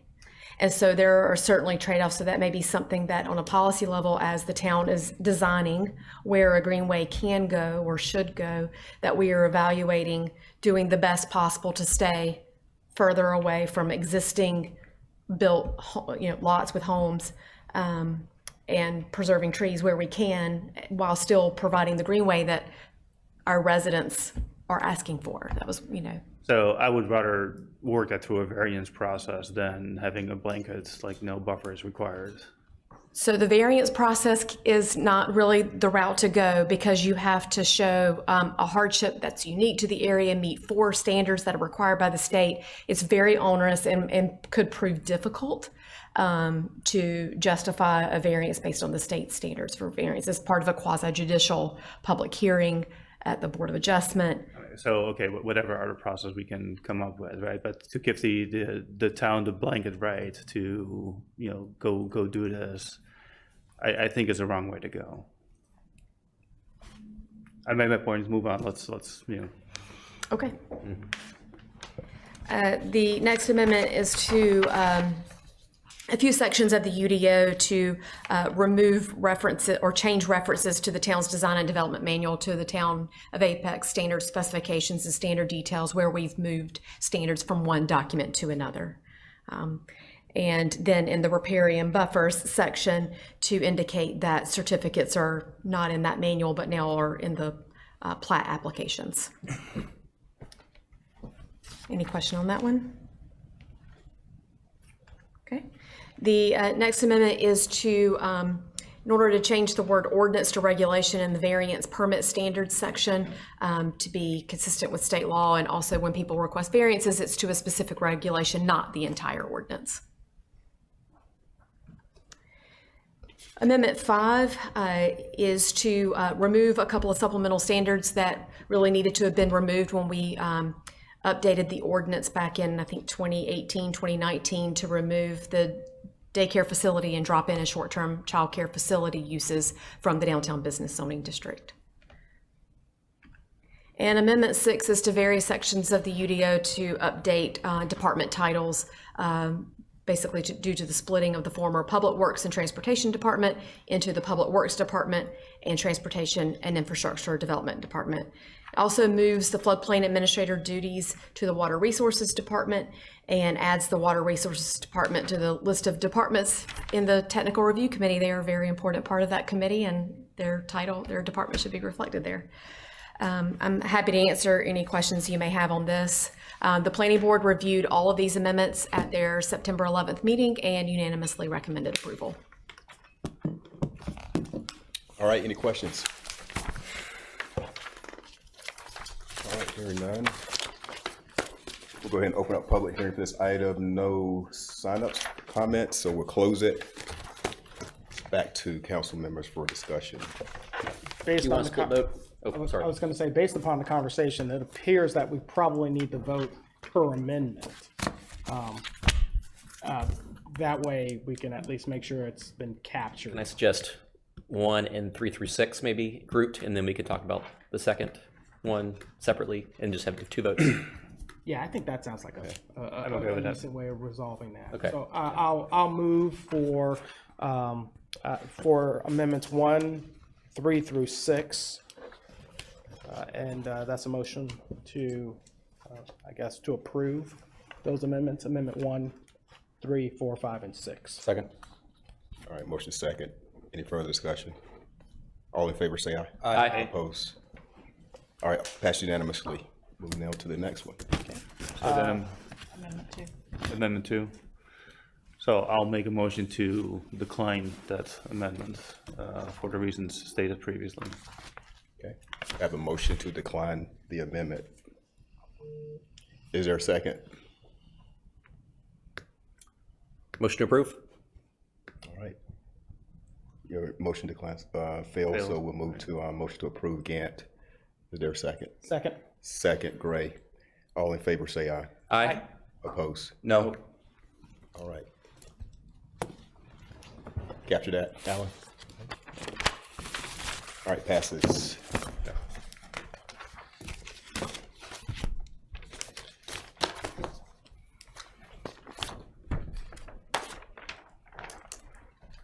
All right, we'll move now to old business 1.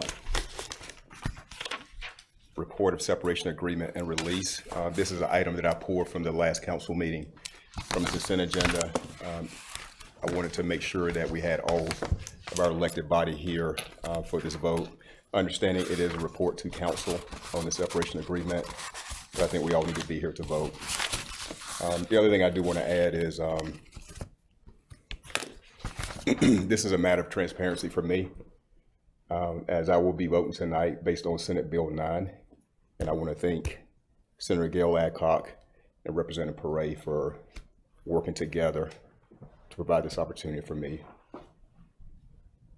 to cast this vote. There are a lot of things I want to say that I can't say. But I want this community to know that transparency is important to me. And as we move forward with these type of things, we need to make sure that the community understands and sees everything that we do. Motion to accept the report to council as to the separation agreement and release. If you could hold on 1 second, I wasn't finished my discussion yet. Oh, I'm sorry. Thank you. I just want to make sure that the members of this community understand that transparency is important to me.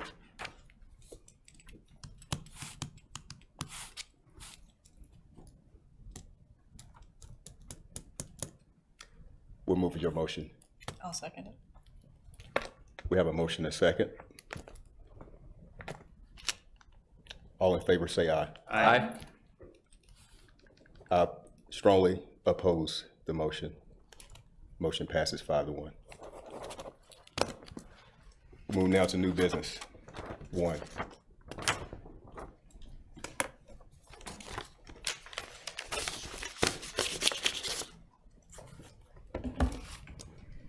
Okay, so this item was actually requested by Council Member Mahaffey, and it is to discuss possible amendments to the UDO to increase the amount of resource conservation area, RCA, required for single-family and townhome developments south and west of NC 540, and to provide an automatic reduction in RCA with installation of solar panels, and it would exempt projects that provide a minimum amount of affordable housing. So just a little bit of background. In this area, the UDO currently requires 30% RCA for single-family and townhomes, with an additional 5% RCA required for single-family developments that use mass grading techniques. The proposed amendments, again, would increase the amount of RCA that's found in buffers and RCA from 30% to 50%, provide for an automatic 1% reduction in required RCA for every 1% of homes with a solar system installed, up to a maximum reduction of 20%, and provide an automatic exemption for affordable housing, and that those standards would need to be determined. The Planning Committee reviewed this at their March 2nd meeting and were not unanimous in their decision to bring forward the UDO amendments, and that's why we're here to get direction from the council as a whole. At that meeting, the following points were discussed: the potential of this increase, these changes to increase the cost of housing by both requiring the installation of solar and possibly reducing the lot yield for new development. It does not reduce the demand for housing. We're still going to have that, and so it may lead to the desire to develop more land or a shift to more dense development, such as condos or apartments. One concern that was expressed and discussed was it may trigger further changes to state law, and we need to set some criteria for the affordability exemption. And looking at that, there was some discussion about relying on the standards of affordable housing that allow us to contribute financially, the town to contribute financially, but that would limit it to developments that are meeting affordability at 60% of AMI of at least 20% of those units, which is a very high level of affordability. Already we have two other affordability standards that we utilize. One is related to the affordable housing zoning incentive policy that would reduce RCA by up to 10% if at least 5% of the units were affordable, and there's different levels based upon rental or ownership. And then we also have an exemption for requirement for apartments to provide EV parking, EV chargers when 80% of, when the rents are affordable to homes that are 80% of the AMI or less. So staff is looking for direction on how to move forward with this.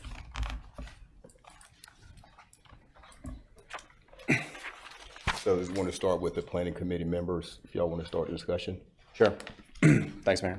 So my comments, just kind of remind everyone how we got here and really what we're talking about tonight, because we're not about to approve an ordinance tonight. This is a discussion for the whole council from the Planning Committee. For how we got here, if you look over the past couple of years, there have been multiple rezonings where solar panel requirements or conditions were proposed and discussed among us. And the issue that came up was that we didn't have a policy in place to specify what we were doing. And that led to inconsistent requirements and inconsistent requests. There was no incentive involved. There was pushback. And I think out of that discussion, and this started years ago, I felt that there was a sense of trying to codify some of this. and to put it in a policy that would sort of settle rather the solar question of what you need to do, what you get when you do it, and what happens. So that's where this came from. And what I proposed was raising the resource conservation area requirement, which we can set by policy, by ordinance, and providing this incentive for people who provide solar panels, which is another desirable feature of our single family rezonings, which would lower it back down up to a level where if they provide a lot of solar panels, it all kind of works out. Now the levels we put here, you know, are negotiable. Talk about it. The proposal I kind of threw out there to start was we raise the levels required by 20% and provide up to a 20% incentive if you provide the solar panels on your homes or commit to them. I brought it to the planning committee earlier this year. Reception was mixed. At least one person in the room was in favor of it. So with that split decision, I'd like to hear the thoughts of my colleagues. If you don't mind, I'll say my side because it's only two people in the committee. So the little bit of background, I guess, before I go on to the discussion. You know, the minute I joined the town council in 2017, I talked to the town attorney about let's stop worrying about solar panel discussions at the rezonings and just codify something like a minimum. And she said, no, we can't do that because of state law. So I said, okay, shoot. So then related to RCA, when Audra and I joined the council, the requirement in this part of Apex was 25% and then a 2% mass grading penalty. And so during the time I've been on the council, and likely that 25% plus 2 is what was in place when all the developments got built that affected that canopy study, frankly. Since that time, we raised that to 30 in this part of Apex, and the mass grading penalty is gone from 2 to 5%. So a jump from in this part of town, that mass grade from 27 to 35%. So then we had the meeting. I saw the Apex was the highest in Wake County as far as required RCA. There's a chart that's in the report. So I saw that. I thought nothing would happen, but then we had a discussion. A desire from Mr. Mahaffey to do solar was discussed. Aside from the policy implications, I think my biggest concern was that third bullet about the state law. This was before the supermajorities were in the state house and Senate, or in the state house. But I just think I have a concern growing up in North Carolina, especially in the early 2010s, that this could be used as an example of what that would encourage further limitations on municipalities for tree preservation. And I can imagine a scenario where they go talk to their legislatures and say, hey, this is what Apex is doing, can you guys stop it? And that could potentially stop everything from the whole state, not just in Apex. So that's my biggest concern. Policy implications, I think, are listed there about the housing cost and also just the one-to-one for solar and trees I didn't really think was appropriate, because trees do more than just do carbon CO2 reductions. They do stormwater stuff. So I thought that was a little bit of a strange thing to do a one-to-one comparison of those two things too. So that was the nature of my discussion and why I didn't agree to the amendment at the time. Thanks.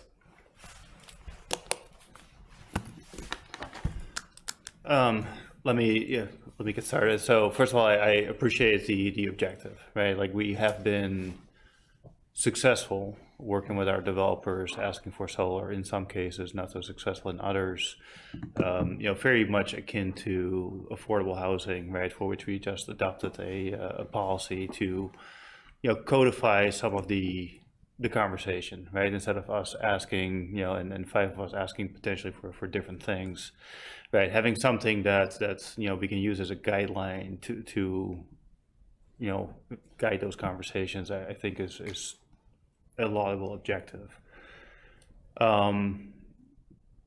I don't think it's a secret that I want to see more trees preserved during development. So I like the idea of raising the RCA standards. I also like the idea of having some give back, if the developer is demonstrating the right behaviors in terms of other desirable impacts. For example, solar, affordable housing. I would even put EV chargers in that list.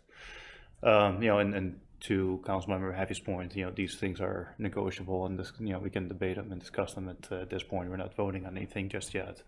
So directionally, I'm in favor of this direction. I do want to acknowledge Councilmember Gann's concern with regards to the state's General Assembly. They have proven in recent times that they're not hesitant to retaliate against specific municipalities or codify things in state budgets, like you cannot outlaw styrofoam in your municipality, right? So they there definitely is a risk of that, but I feel like there's limiting something like this at a statewide level, right? I think will invoke an outcry from the entire league of municipalities and every municipality that has a vested interest in this. And I think that risk, although it exists, is relatively small. At least that's my observation right now. So definitely want to acknowledge it, but I'm not sure if that should be the sole factor in our decision making here.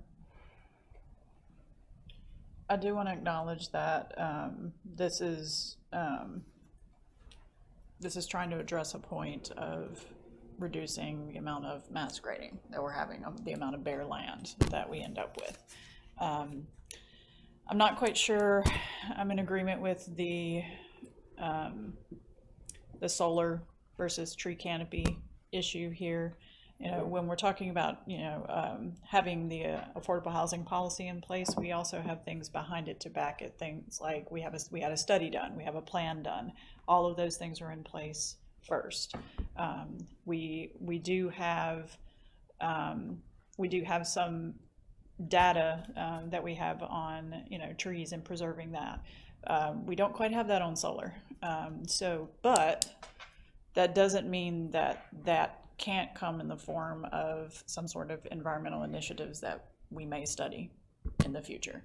I would like to see if the consideration for increasing the penalty for mass grading might be something to address this, instead of doing just a kind of one-for-one with the solar and the RCA.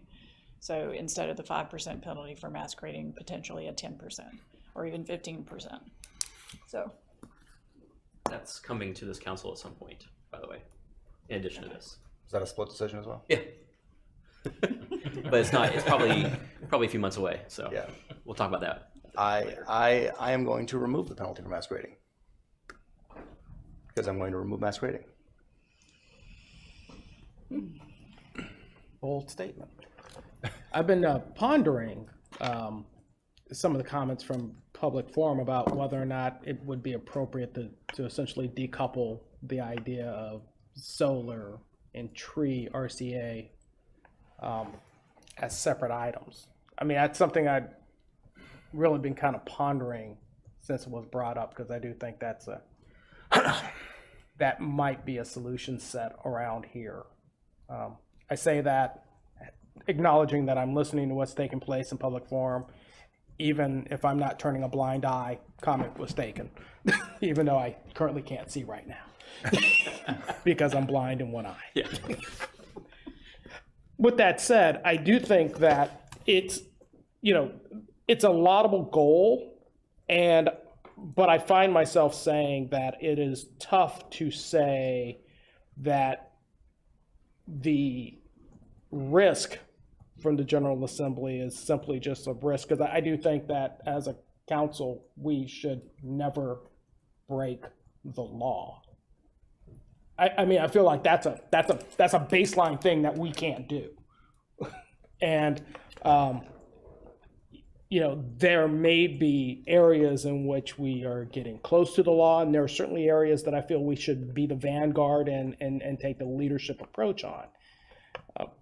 But I draw a pretty hard line at the idea of we can't violate the law.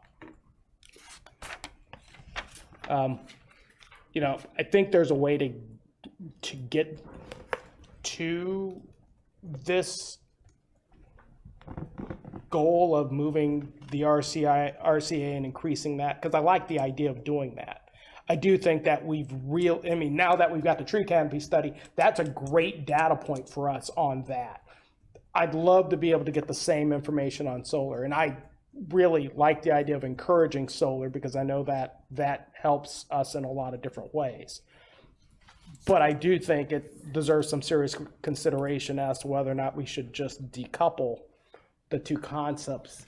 Can I speak on that for a second? Oh, absolutely. I didn't mean to interrupt you. So part of the reason that we're talking about them being coupled is because I've been told, you know, we've been advised that we cannot make a rule saying you have to do a certain amount of solar. Right. Right? There has to be some incentive based. Mm-hmm. So just to clarify that's how we got here with this coupling is I was like, well, what's a win-win?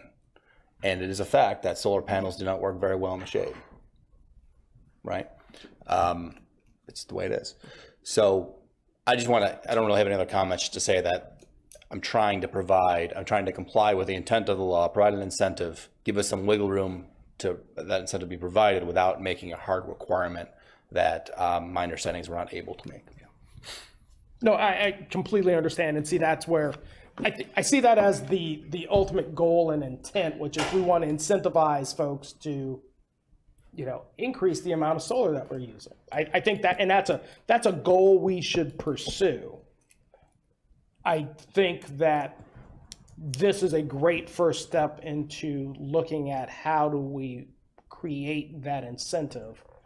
I'm not sure if the RCA aspect is the incentive or whether there's something else that might be the incentive. But I do appreciate the fact that this is the conversation that's been started and it's continuing. And I can see, and this is exactly why I see that why we were getting a split decision from planning, why we got what we got from planning committee. This isn't an easy decision.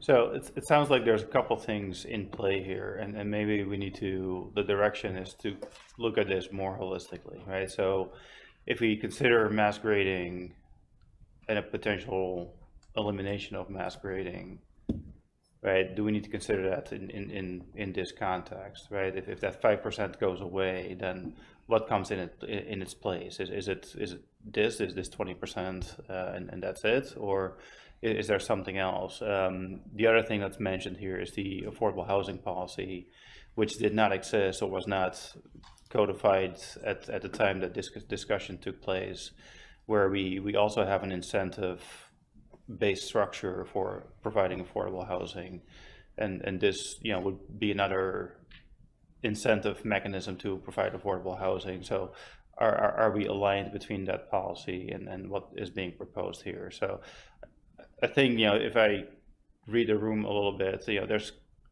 some consensus that, we would like to see RCA increases. We're just not sure if this solar for RCA is the right mechanism, right? But, if not solar, then what is, right? And so is that the direction back to the committee and to staff, is to double click on that and research that further? I think this is the right conversation to have. Not quite there yet.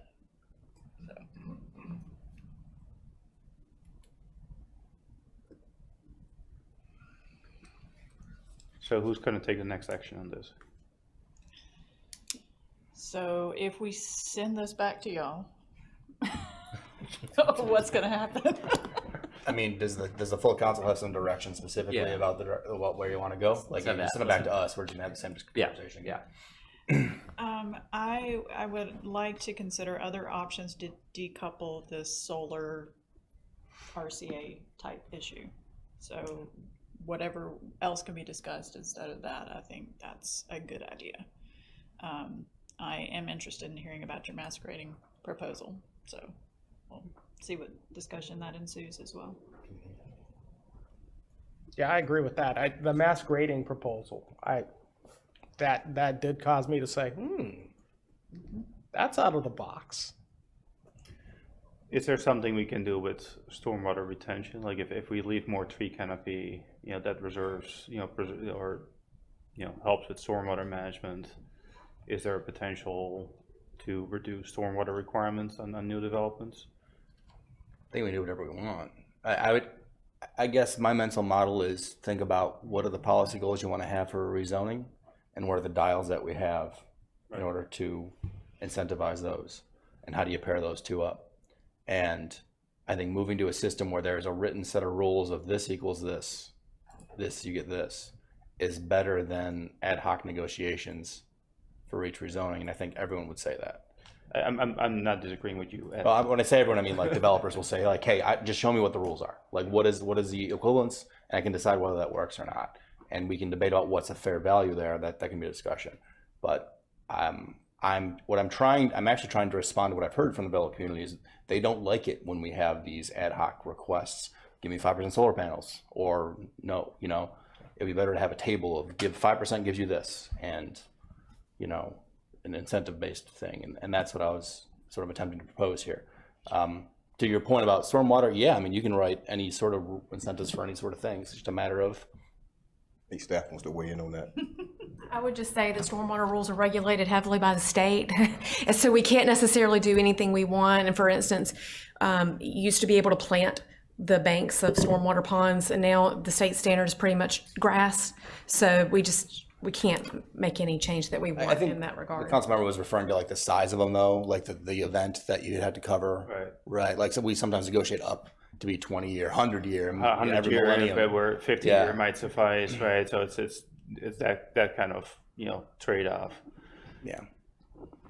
I think what I'm hearing, we can maybe debate creating the incentive, which the 50% would create the desire to deal or to have the incentive, but maybe separate from that is a desire to have an environmental incentive document like we have for affordable housing that kind of lays out things.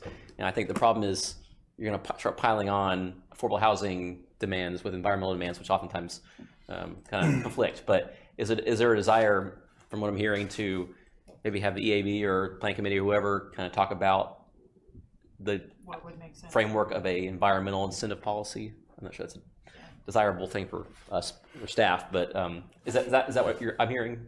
I think so. I think having them have a discussion, potentially make recommendations about this, and then kind of bring it back to the planning committee for discussion on it.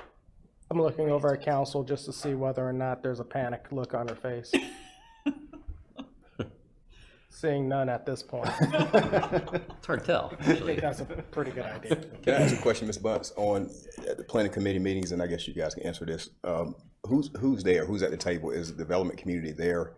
Because we're talking about possibly implementing new policies. Are they there? At the planning committee meetings, we have had members of the development community show up to some planning committee meetings. Generally, it's staff and from various departments and the committee members.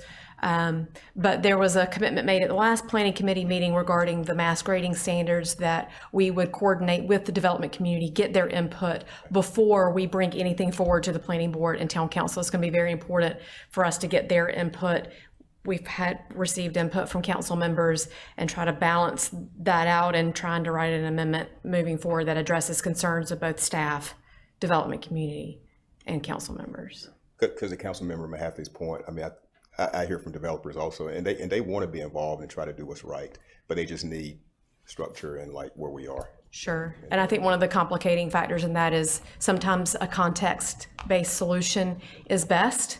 And while predictability is great, it doesn't always lend itself to the best results. So it's trying to find that balance, and that's why my job is very fun.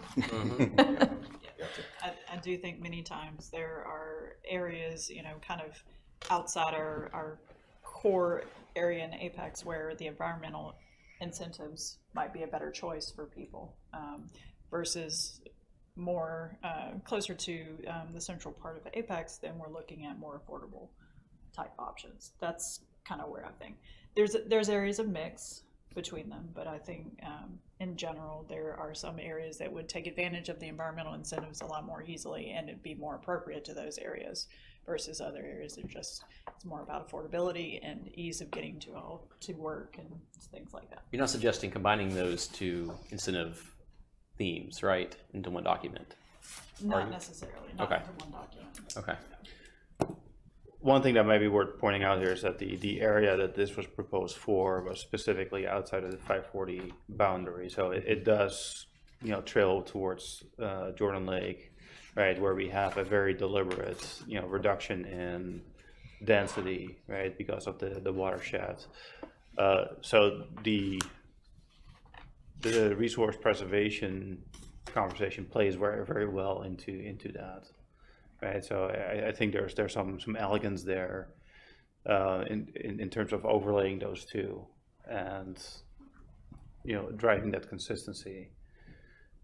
So that was the reason we did it initially from 25 to 30 was a desire to protect that part of town. yeah, but 25 to 30 is a blanket rule, right? That's not just west of 540. Oh, that's just west of 540. We actually reduced it in the center. We reduced it Right. on the inside, Right. Okay. To encourage more development. To encourage infill. the density, right? Yeah. Okay, I stand corrected.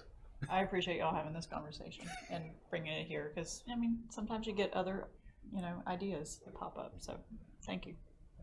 Great. So next step is this goes back Go back to to you. Environmental Advisory Board? Or their, Actually hasn't been reviewed by the Environmental Advisory Board, so it goes to Environmental Advisory for their inputs? if that's the desire of council. Well, I think the general direction I heard was the EAB would maybe weigh in on potentially developing a more holistic environmental incentive policy. And not be too specific about this, because I heard some pushback from council members and, about tying it with solar. Fair enough, but the direction is we're generally explore the idea of having an environmental incentive policy. I think that some good things come out of that. You got it, Ms. Bunce? so just to clarify, is the direction to table this for now and go the incentive route? Because that would slow things down, admittedly. I think that's fair. Well, I think what I heard from my colleagues was maybe not to have this specific proposal, but something like it.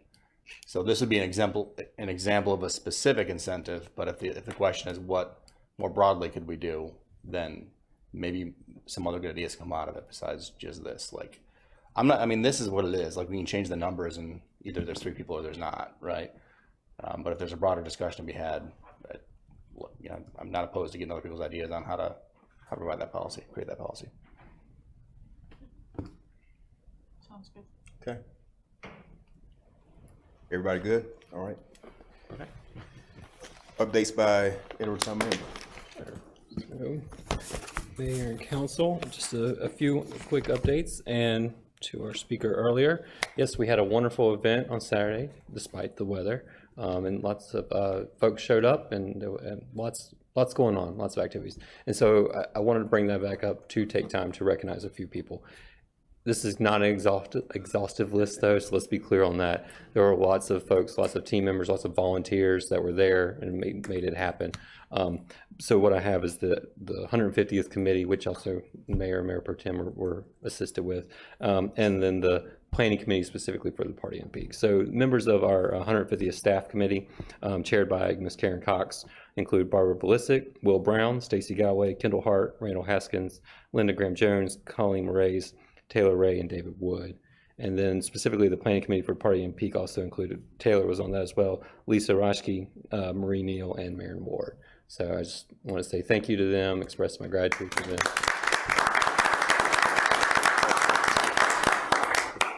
It really was, it was a great event. So, and continuing with 150th, we had our party, but it's still going on, all right? So we still got some time.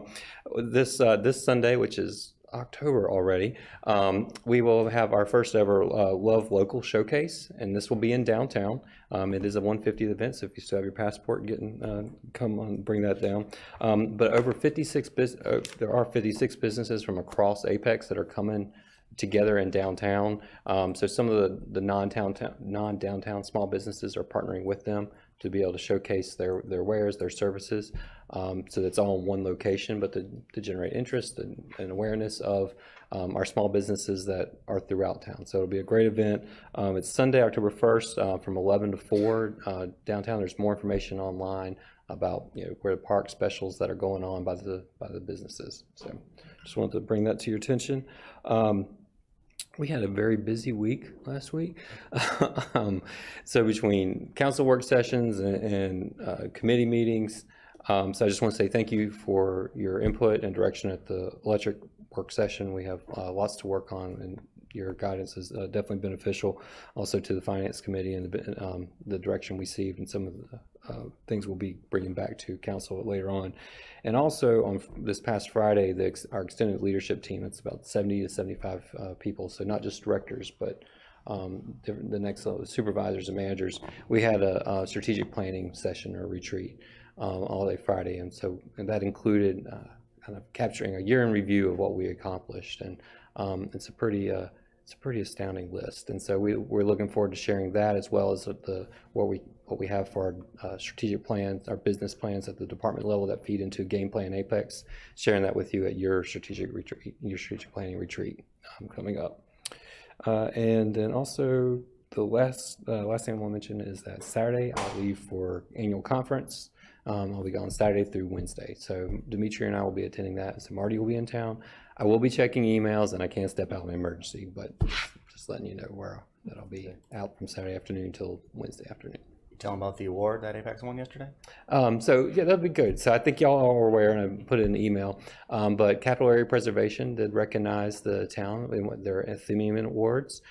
This was recognizing our the interactive maps, story maps that we had for the different neighborhoods and communities in and around Apex as Apex grew. So think Green Level, think Friendship, New Hill, all done in-house. Will Brown, Jenny Jessen, and Karen Cox worked together. This is lots of time committed from the interviews they had, visits they had in the community, and then the technical expertise that Will and Jenny have with on GIS.